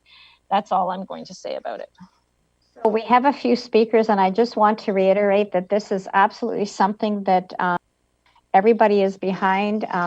Sandy Van Sloom is actually looking at engaging a consultant so that we can talk to the community, everybody who was involved, including all of Regional Council, to have a debrief. We're hoping that this will be our last pandemic, but it never hurts to have good planning. And so there will be this debrief. The wheels are already in motion to make this happen. Councillor Nowak. Just a question for Councillor Jowett. Are you suggesting that all of council be on the control group, similar to the group that we've had over the last 6 weeks or so? Is that the plan? I'm open to that. To be honest, I don't think any of us is fearful of having the conversation. I think it's the lack of the conversation that became problematic. So if I could just point out, and I think I have no problem with more voices at that table, but I just want to point out that the upper tier or the lower tier mayors have separate responsibilities from the rest of council. We're the ones that declared the state of emergency in each of our communities. And with that comes additional responsibilities, additional work that has to be done.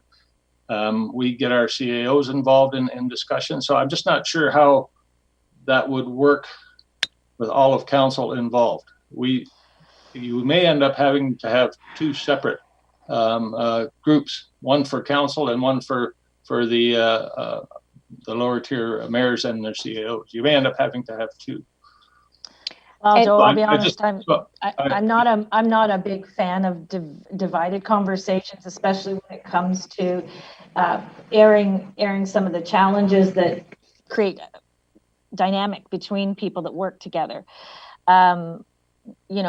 I understand, and I think my other directly elected colleagues recognize that there are separate and side responsibilities, and we would never diminish those. We are not in any way looking to diminish the responsibilities at the lower tier or the second tier.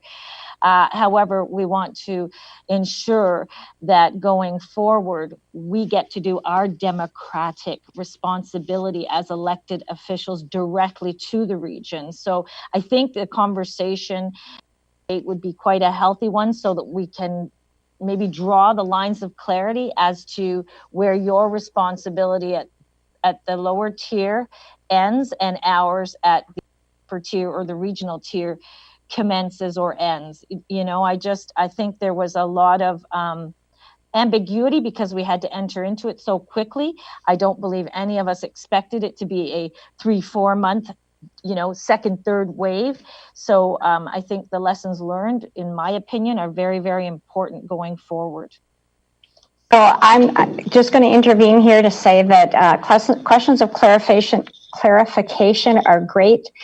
And I would tell you that, and it is Helen's motion, Councillor Nowak, but I don't think this precludes any kind of model that goes forward. It doesn't necessarily say everybody will be on the pandemic control group. What it says is, let's examine what worked, what didn't work on a go-forward basis. There is an intent to include representation from all directly elected officials, but it doesn't name the pandemic control group. So I would tell you that I think that there is time for a discussion, and I don't read this as precluding an outcome at this point in time. Councillor Nowak? No, that's fine. I saw it as when she said amended to include representation, it was almost it was a foregone conclusion that all of council would be on the control group. That's the way I read it. Maybe I misread it, but that was my understanding of it, and that put up a red flag for me because, as I said, we have separate responsibilities. Okay, I've got all kinds of hands up here. Mr. Murray, did you want to have a chance to take the floor? Yeah, thank you, Madam Chair. Just from a staff perspective, I'll just reiterate a couple things that we said last week and that were in our staff report that Council endorsed last week. And that is, we completely agree that doing a fulsome debrief, lessons learned, recommendations is absolutely appropriate. As Chair Redmond mentioned, work is underway to sort of develop the terms of reference for that debrief. We think, given the scope and scale of this, it's best to hire an external third party who would, interview all of council, all of regional council, other people involved in the response. I would say from a staff perspective, our only concern is probably about the last 8 words in Councillor Jowett's motion, because it does presume an outcome of the review. And so I'm just giving you staff's concern is that council potentially boxes yourself in. And my encouragement to council would be, do the review. Do the review, it will report back to council, and then council will have decisions to make about amendments to a future governance structure for a future pandemic plan. And my encouragement to you would be, leave all the doors open. Don't presume the outcome of that review. Again, we're in your hands, but that would be staff's strong encouragement. Do the review, see what the outcome is, and then make informed decisions on a go-forward basis. Okay, Councillor Clark. Thank you, Chair. I'm fine with this in principle. I just had one point of clarification, and if the review is already happening, maybe it's a moot point. But the recommendation refers to the end of the pandemic, and I'm just not sure how we're defining the end of the pandemic. Is that when there's a vaccine? Is it when we're through phase 3 of recovery? Is it when we're through the second wave? I just don't know how that's defined. So I don't know, Mr. Murray or Helen, do you want to speak to this? Well, I guess it's because the report is underway already, having it happen at the end of the pandemic is probably not that relevant anymore. So, Mr. Murray, just for clarification, the review is not already launched, correct? Yeah, I just want to be clear on that. Staff have started in the background developing, what a terms of reference would be to engage a consultant. And so that's the work that's underway. At some point, when we get to an appropriate stage in all of this, then staff would bring forward recommendations to council about, initiating it. Here's a scope of work. Here's terms of reference. Probably striking a small subcommittee to, a steering committee to guide that work would be appropriate. So I just want to be clear, the work is not underway, and council needs to be engaged in that. I think I appreciate that Councillor Jowett's intention is to not disrupt what's happening now and sort of throw a big monkey wrench into things. It's just simply my comfort level would be increased if there was a little more clarity around that. Okay. Councillor Jaworski. Thank you, through the chair, and I might ask Mr. Murray to listen in here. The motion actually talks about the emergency. Looking for it now. Emergency response plan. Yeah, the model for the emergency response plan. As a point of clarification, the emergency response plan covers all 8 municipalities, correct? Well, there's a couple of things. The region has its own emergency response plan. Each area municipality also has its own emergency response plan. And in addition to those generic emergency response plans, we also have a community pandemic response plan. That's the one that was developed back in 2008 that frankly sits here under my computer, and it looks like that. That was signed off by the region and about 40 other community partners. So my question really is about, so the pandemic response plan and the emergency response plan referred to in this motion are separate items, are separate things. I'm assuming that Councillor Jowett is referring to the pandemic response plan. Oh, okay, and then I'm assuming that, but perhaps Councillor Jowett can clarify that. Yeah, so this is where I'm going with my question. So if it actually does in fact mean the pandemic response plan, which consists of all 8 regions, then the reference to all directly elected officials refers to all lower tier councillors as well. All 60 of them. Is that correct? Councillor Jowett? So I wouldn't begin to contemplate the inclusion of 60 councillors. I understand crisis management, and I recognize that we have to create a nimble way to respond to crisis. However, if you want to know the intent, Mayor Jaworski, it's more about being included and not finding so many things out from the press or the media or staff or people on the street. That was very problematic for people who are held accountable to public health positions. If you want me to be quite clear, I will be. The pandemic response was an example of us being evicted of our democratic responsibility as elected officials that also sit on our Board of Health, which we in turn actually defended to keep locally. We wrote a test to make sure we could handle our responsibilities. I don't want to get into the big debate now, but I can assure you when the consultant speaks to us, we will be very clear. This is the example, if that's what you want to know, the example where we felt there was divisiveness that controlled narrative, and that's not good. When we had people coming to us, we couldn't answer. And when we couldn't answer, people were thinking we weren't doing our jobs. So there's some real stuff that came out of this that this council has to be accountable to if we're supposed to work together. So I guess I'll just make my question more clear. In the last Let It Be Resolved, did you intend, should it be changed to be the pandemic response plan, or do you in fact mean the emergency response plan, which is just the regions? Because if it's a pandemic response plan, then we are talking about all councillors from all lower tiers. Yes, then I will succumb to your clarity, as long as you understand my intent, sir, because you will be hearing it regularly. Okay, and then on the final 8 words, and amended to include representation. So that's intended to be, the way it's worded, to include representation from all directly elected officials. Is that to every council member? Is that what it in fact means? I just think that at the exclusion of directly elected officials, we've named it.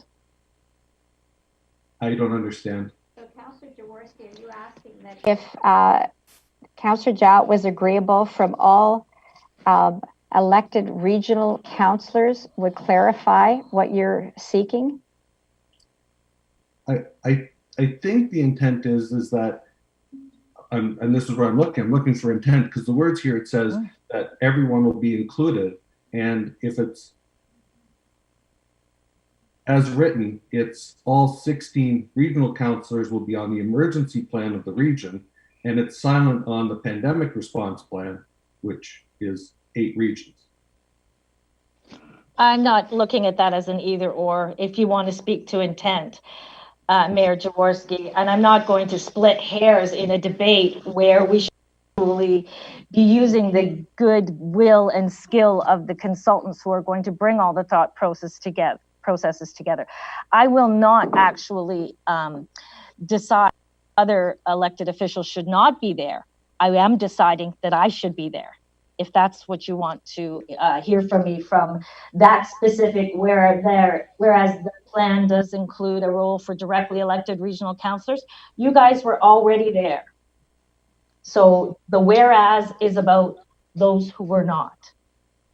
Yeah, I was there as my understanding as a lower tier official in the pandemic response plan, but not on the emergency response plan. Well, you just finished saying the emergency response plan was regional. Yeah.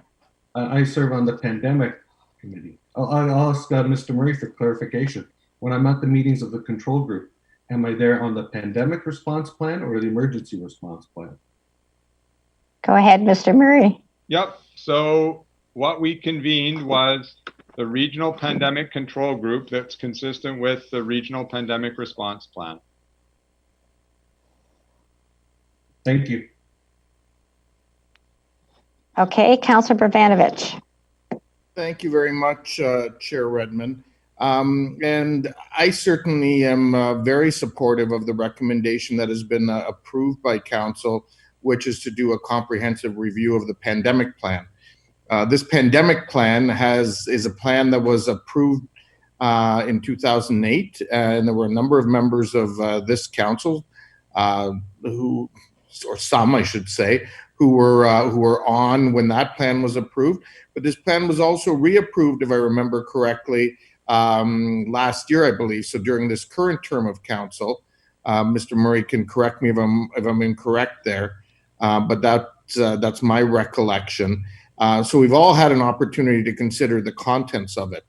And secondly, I think what's important for all of us to remember, and I think this is where it gets lost in terms of the pandemic plan and the province of Ontario's legislation around their emergency management framework.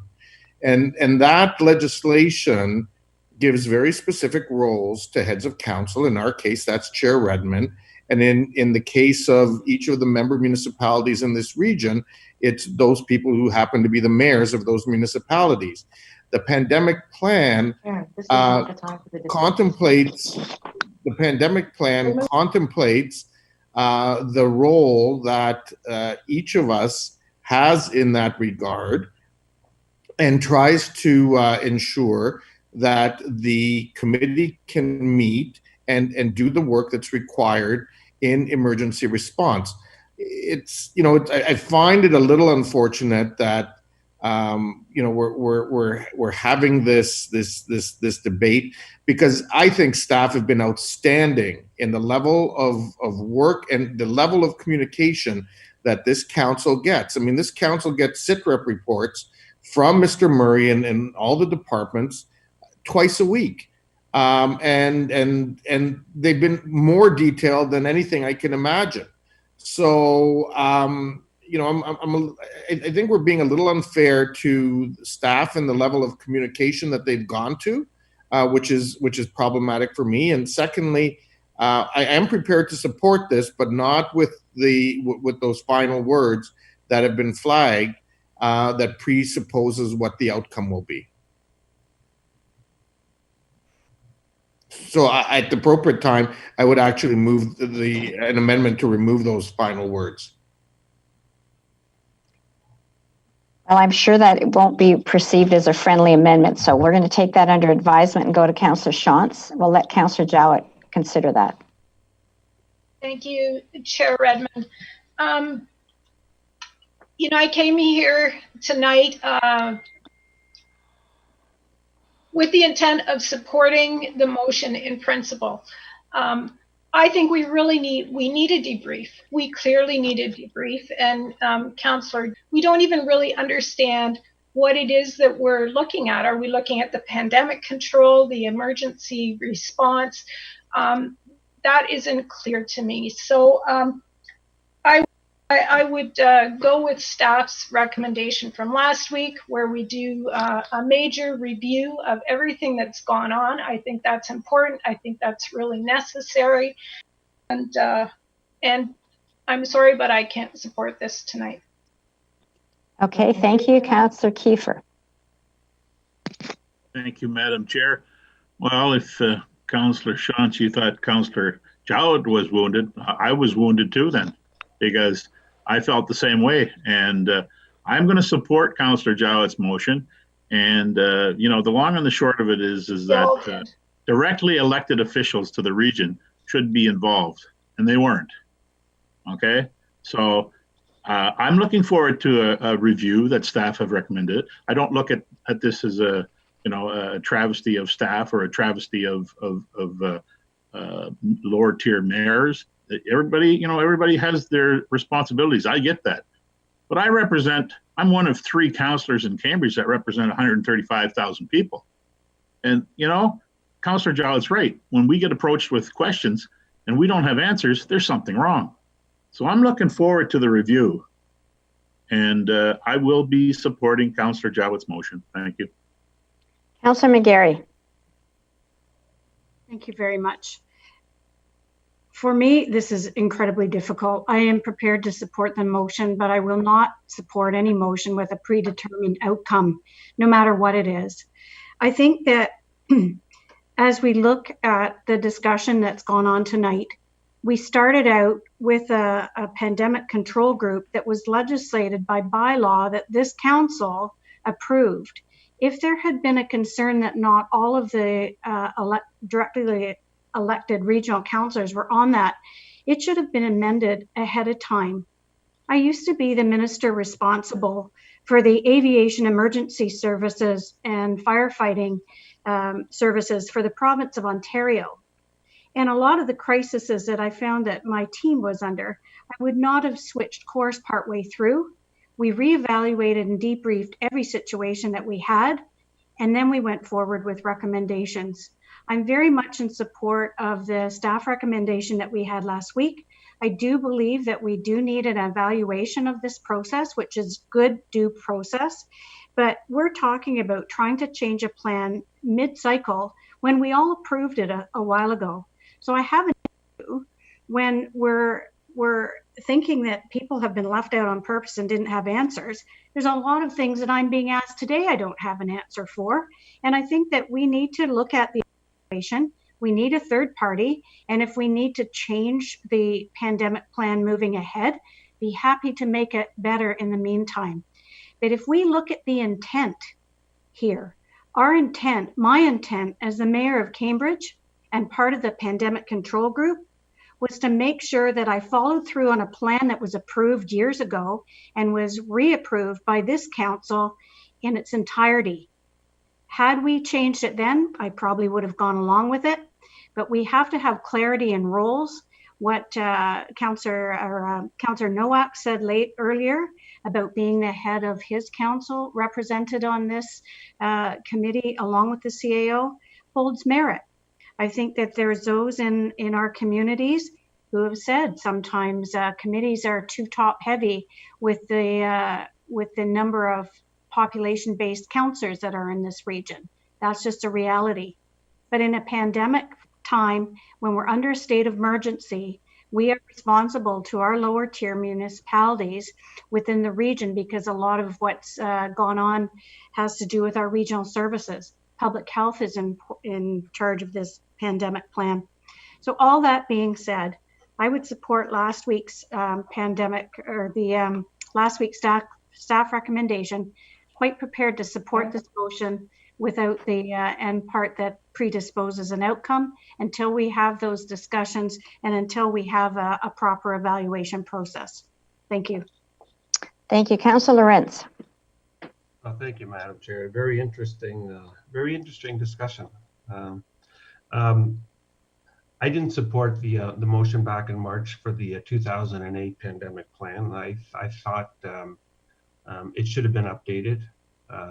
It was not including directly elected, and I was quite offended by that. And I have been through this whole process. I've been quiet on it. I haven't made any big hullabaloo about it. But, you know, the directly elected don't get appointed after they get elected because they're head of council. The directly elected run just like the mayor do and put on a full campaign and work hard to get to become someone that's supposed to be accountable. So anyway, I'm not going to go through it again. I went through it the first night and I'm not going to do it again. But this discussion really affirms my belief that we need amalgamation in the region of Waterloo. We need it sooner than later. And I hope it will happen before the next pandemic, because then we won't have to worry about lower tiers concerns or any of that. Point of order. Point of order. Sorry, I would say that I understand the passion behind these discussions, but I don't believe that talking about amalgamation in this discussion has any place in it. Thank you. I agree. Okay. Are you done, Councillor Lorenz? Okay. Councillor Foxton. Thank you, through the chair, and I'm sure I'm probably going to offend just about everybody here. This regional council is the Board of Health.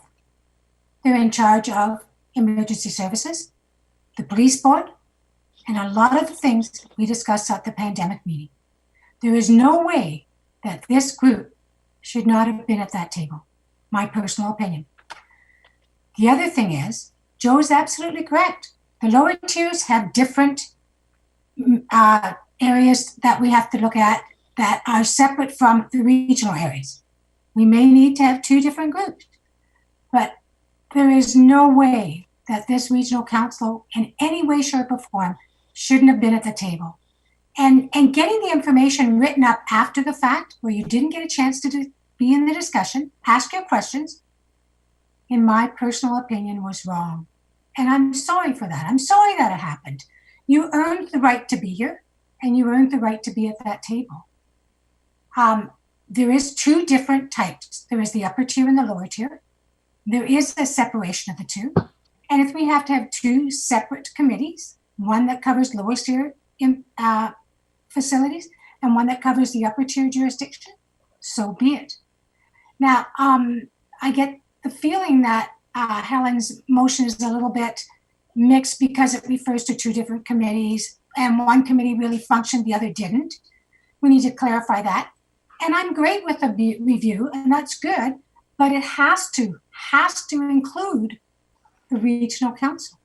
If it covers public health, police services, and everything else, it is your right to be at that table. That's my personal opinion. I'm going to go to Councillor Harris. I feel you're at a bit of a disadvantage. Do you have any comments or questions at this time? No, thanks, Karen, for asking. I am just following along with interest, and I did ask for the motion to be reread prior to the final vote. Thank you, Karen. Chair okay. Redmond. That's okay. Karen works too. Councillor Jaworski. Thank you. Through the chair. Based on what I've heard so far, I'm just wondering if a rewording would make everyone happy. I'm not sure it will. I doubt that, but go ahead. Well, that the governance model for the emergency and pandemic response plans be reviewed, including a focus on representation from all directly elected officials. Because I think people are really getting caught up on amended, which is prescriptive, and there are actually two plans. And so I would think, and I would look for Mr. Murray to clarify whether or not it would be the intention to review both plans, or including a focus on representation from all directly elected officials. Mr. Murray? Yeah, I can comment. I think our intent for sure was to undertake a comprehensive review by a third party of the community pandemic response plan, because I think that's been the subject of great interest and great debate. So for sure that needs to be done. Whether we encumber that process with a review of the region's emergency response plan, I'm not sure. I think it would probably be best to do those as separate things. because I think reviewing the community pandemic response plan is going to involve like dozens of stakeholders, all of regional councillors. You know, we've got dozens of people on the working groups. I think they should all be involved. So that's going to be a sizable undertaking, and I don't really want to blur together the region's emergency response plan with the community pandemic response plan. So in hearing that, I think that an amendment is in order because it does say the emergency response plan in this resolution, not the community pandemic response plan. So minimally, that wording needs adjustment. And I'll make my suggestion if we have, including a focus of representation from all directly elected officials as to avoid the foregone the word amendment. And I just, Councillor Jaworski, and I will allow Councillor Jowett to respond. And Councillor Lorenz says that's the mover and seconder. Do you want to say all directly elected regional officials to clarify that we're not trying to encompass area municipalities as well? Point of order, Madam Chair. Councillor Ravanovich? Sorry, but I did indicate that I was bringing an amendment forward. You did. So in due respect, I think you do need to come to me first. Okay, I will get a clarification from Councillor Jaworski. No, I okay. think it is That's simply fine. regional officials. If we're going to look at it, we need to look at the whole thing. I think we just have to, it'll be a big consultation as Mike mentioned. So leaving it Okay. as is, all directly elected officials would be fine. Councillor Ravanovich. Thank you, Chair Redmond. And so my amendment would be that the wording is would be that following closure of this pandemic, that the pandemic response plan, including its governance model, be reviewed. So you're making that amendment. Is anyone seconding that amendment? I'll second it. Okay, seconded by Councillor Nowak. We're now speaking to the amendment. Councillor Jowett speaking to the amendment. Okay, so Barry, can you just give me that one more time so I've got it clear in my head? Sure. Thank you. So it would be that the governance model for the pandemic response plan, because that's the one we're talking about, including the governance model, be reviewed. Oh, And okay. so it's recognizing that governance needs to be looked at, but it's not presupposing what that outcome would be. And that's why, you know, I think an independent person is good to deal with it. That'll look at legislation, take the input of all members of regional council, as well as the other 60 or 26 partners or whatever Mr. Murray referenced that were part of the original plan. And let's be clear, I could have taken this amendment a long time ago, even before I was called wounded. I was fine with taking an amendment. I just wanted to make sure that our point was made. I think we're moving in a great direction. I'm happy to accept the amendment if my colleague who is seconding also will, and go home. I am fine with that. You are home. I'm not. Do you find that a friendly amendment? Yeah, I'm good with that. No problem. Okay. So we have an amendment on the floor. I will quickly go because there's a couple people who haven't spoken.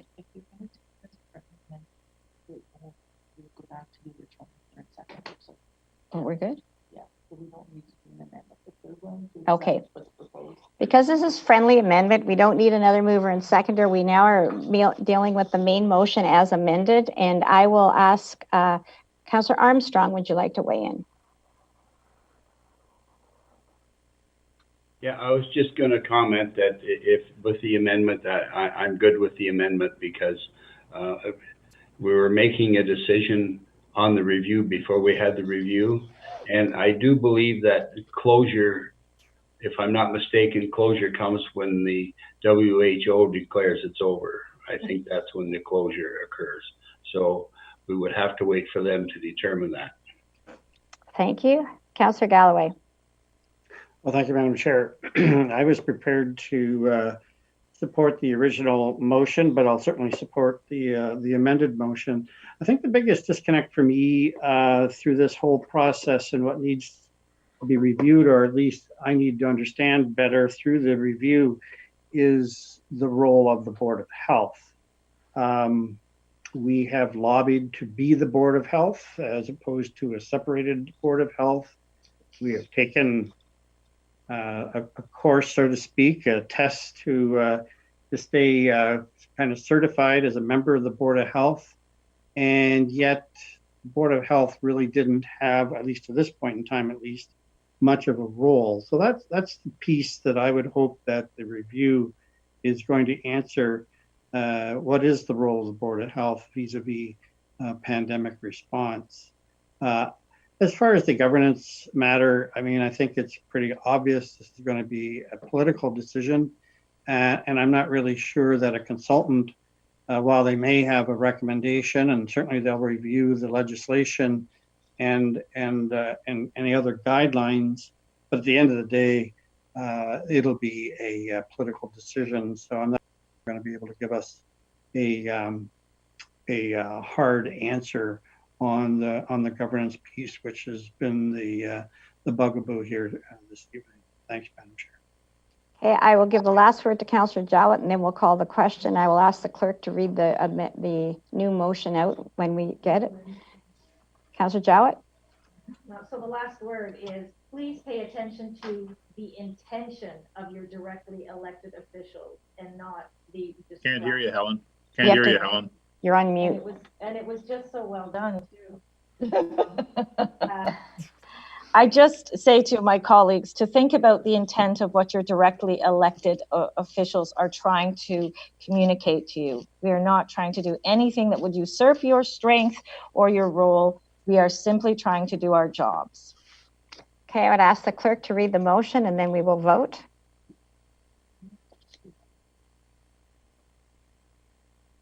Okay, so moved by Councillor Jowett, seconded by Councillor Lawrence. Whereas the Region of Waterloo, in conjunction and in cooperation with the 7 area municipalities, is managing the community's response to the pandemic based on a plan from 2008. And whereas this plan does not include a role for directly elected regional councillors, therefore let it be resolved that following closure of this pandemic, that the pandemic response plan, including its governance model, be reviewed. Council, please vote with your yes or no buttons.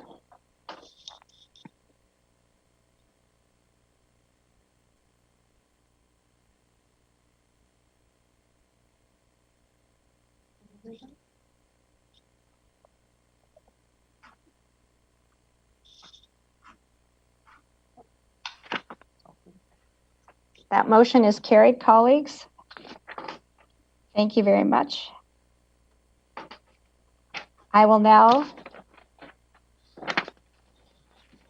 throw my paper on the floor is what I will do. Now we are to other business, and I would ask Mr. Murray to give us a COVID-19 update. Mr. Murray, you have the floor. I really don't think I have anything to add from last week's update. Thank you. That's probably the briefest COVID-19 update we've had. You're welcome.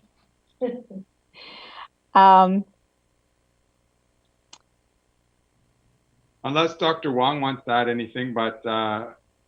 Dr. Wong, would you like to add anything? No, but if people have any questions, I'm here. Any questions about COVID-19? Seeing none, I'm not going to spoil the moment. Special Council Committee and Council meeting on July 15th, 2020. Start time and agenda to be discussed.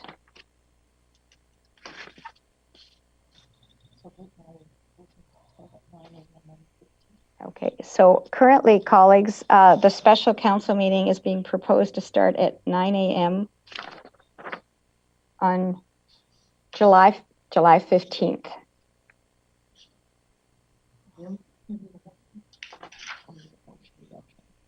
Do we need a motion?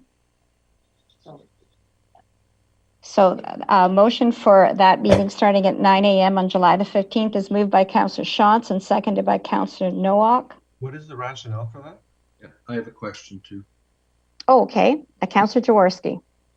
I also heard Councillor Rents, but in my calendar, I have us as having another council meeting the night before. And maybe that's just wrong, but I have us having a committee meeting. Oh, maybe I've got the dates wrong, but is this just a replacement regional council meeting then? No, it's an additional one. Oh. Okay, Councillor Lawrence and then Mr. Murray. Just what's the rationale for the 9 o'clock council meeting? I'm not clear on that. Okay, Mr. Murray. Yeah, so I'll make just a couple comments about rationale for an additional council meeting in July. Start time, I think that's for council to decide. Just staff's view that, given all that's going on, COVID-19 related, pandemic recovery, planning, financial impacts, economic recovery, that there's a lot going on. And council, as it's currently scheduled, did not have a meeting scheduled from June the 24th until about the third week in August. And staff's view is there is enough happening that it would be prudent for council to schedule a meeting sometime in July to deal with whatever matters arise. That would include a fulsome pandemic update, plus other matters that inevitably will arise between now and then. So Lawrence, do you have any further questions? Yes, I do, Madam Chair. I just wondering, when are we going to work out? I know I saw the report today that you're working on getting the Waterloo County room up so we can do a Zoom or a combination of both. But I guess I'm thinking that I know we've had a couple of delegations through this whole process, but a lot of people don't have the ability to do what we're doing here tonight. And some people just like to come and listen to the discussion, or they want to come and talk to council. And it's very hard for that to happen. 9 o'clock meetings during the week are not for working people, that's for sure. So I have some concerns about that. I would rather us meet later in the day. So if people do want to attend or delegations do want to attend, they don't have to take a day off work or time off work. I have no problem with the additional meeting. It's just that I think at some point we need to get at least some of us back sitting around that horseshoe where we should be. And if there's a safe way to do that, I'm all for it. I mean, this thing changes pretty well every day, but I think that has to be our goal at some point, to be able to look at doing something. I know some legislatures across the country are doing that in a limited way. Mr. Murray? Yeah, no, I would just comment, as we set out in the report last week about pandemic recovery, restarting in-person committee and council meetings is something that there's a lot of work going on. Council and Admin Services, IT are working on it. Right now, under the provincial emergency orders, we would not be permitted to do that. So that's step one. The province has to remove that emergency order that restricts gatherings greater than 5 people. And so we're hoping to get to a point where once they lift that restriction, we'll have the logistics in place so that we can get back to in-person council meetings as soon as we can. But they've got to make the first step. And I would say that the order runs till the end of this month. So July 15th is 2 weeks after that. So as long as we're working towards that, I think that's a good goal. Yeah, so just to be, if I could, just to be clear, the province extended their state of emergency until the end of June. What we're talking about here are specific emergency orders that the province has also made. And so what we've seen is a series of them extending the states of emergency and extending the emergency orders. So they could lift some of the emergency orders, extend others. So Councillor Renz, I just wouldn't want you to assume because they've extended state of emergency to then that all of those emergency orders will be lifted. I mean, we're hopeful, but yeah. No, thanks for that clarification. I appreciate that, Mr. Murray. Okay. I see no other speakers. So colleagues, July the 15th, I am not sensing that people can't fit that into their schedules. I know Councillor Rentz wasn't in favor of 9 a.m. How does everybody else feel? Do we want to do a doodle poll to go through council to find out? Councillor Armstrong is saying any time is good with him. He's motioning that. Councillor Jaworski as well. Okay, so we'll follow up with the 9 a.m. start time to see if that works for everyone. And I have to say that I really do appreciate how hard everybody has worked and commend you for willing to come back. We often take a break in July, and unlike Parliament, we will continue to serve our electorate. So do we need a motion to have? So we have a motion moved by Councillor Shantz and seconded by Councillor Nowak that there be a special committee council meeting on July the 15th. We're going to tentatively say 9 a.m., but that may be up for change. All those in favor, please do so by voting.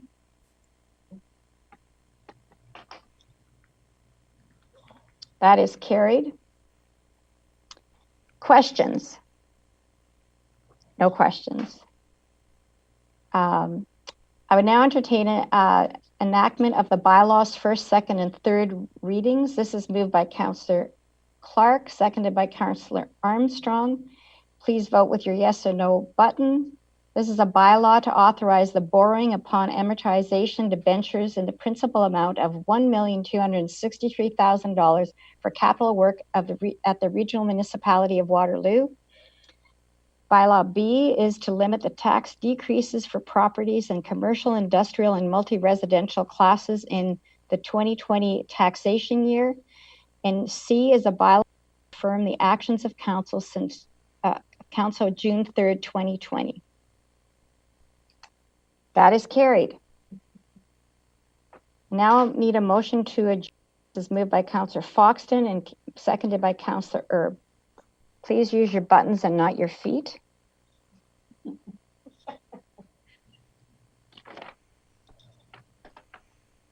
That is carried. Take the rest of the night off, colleagues. Okay,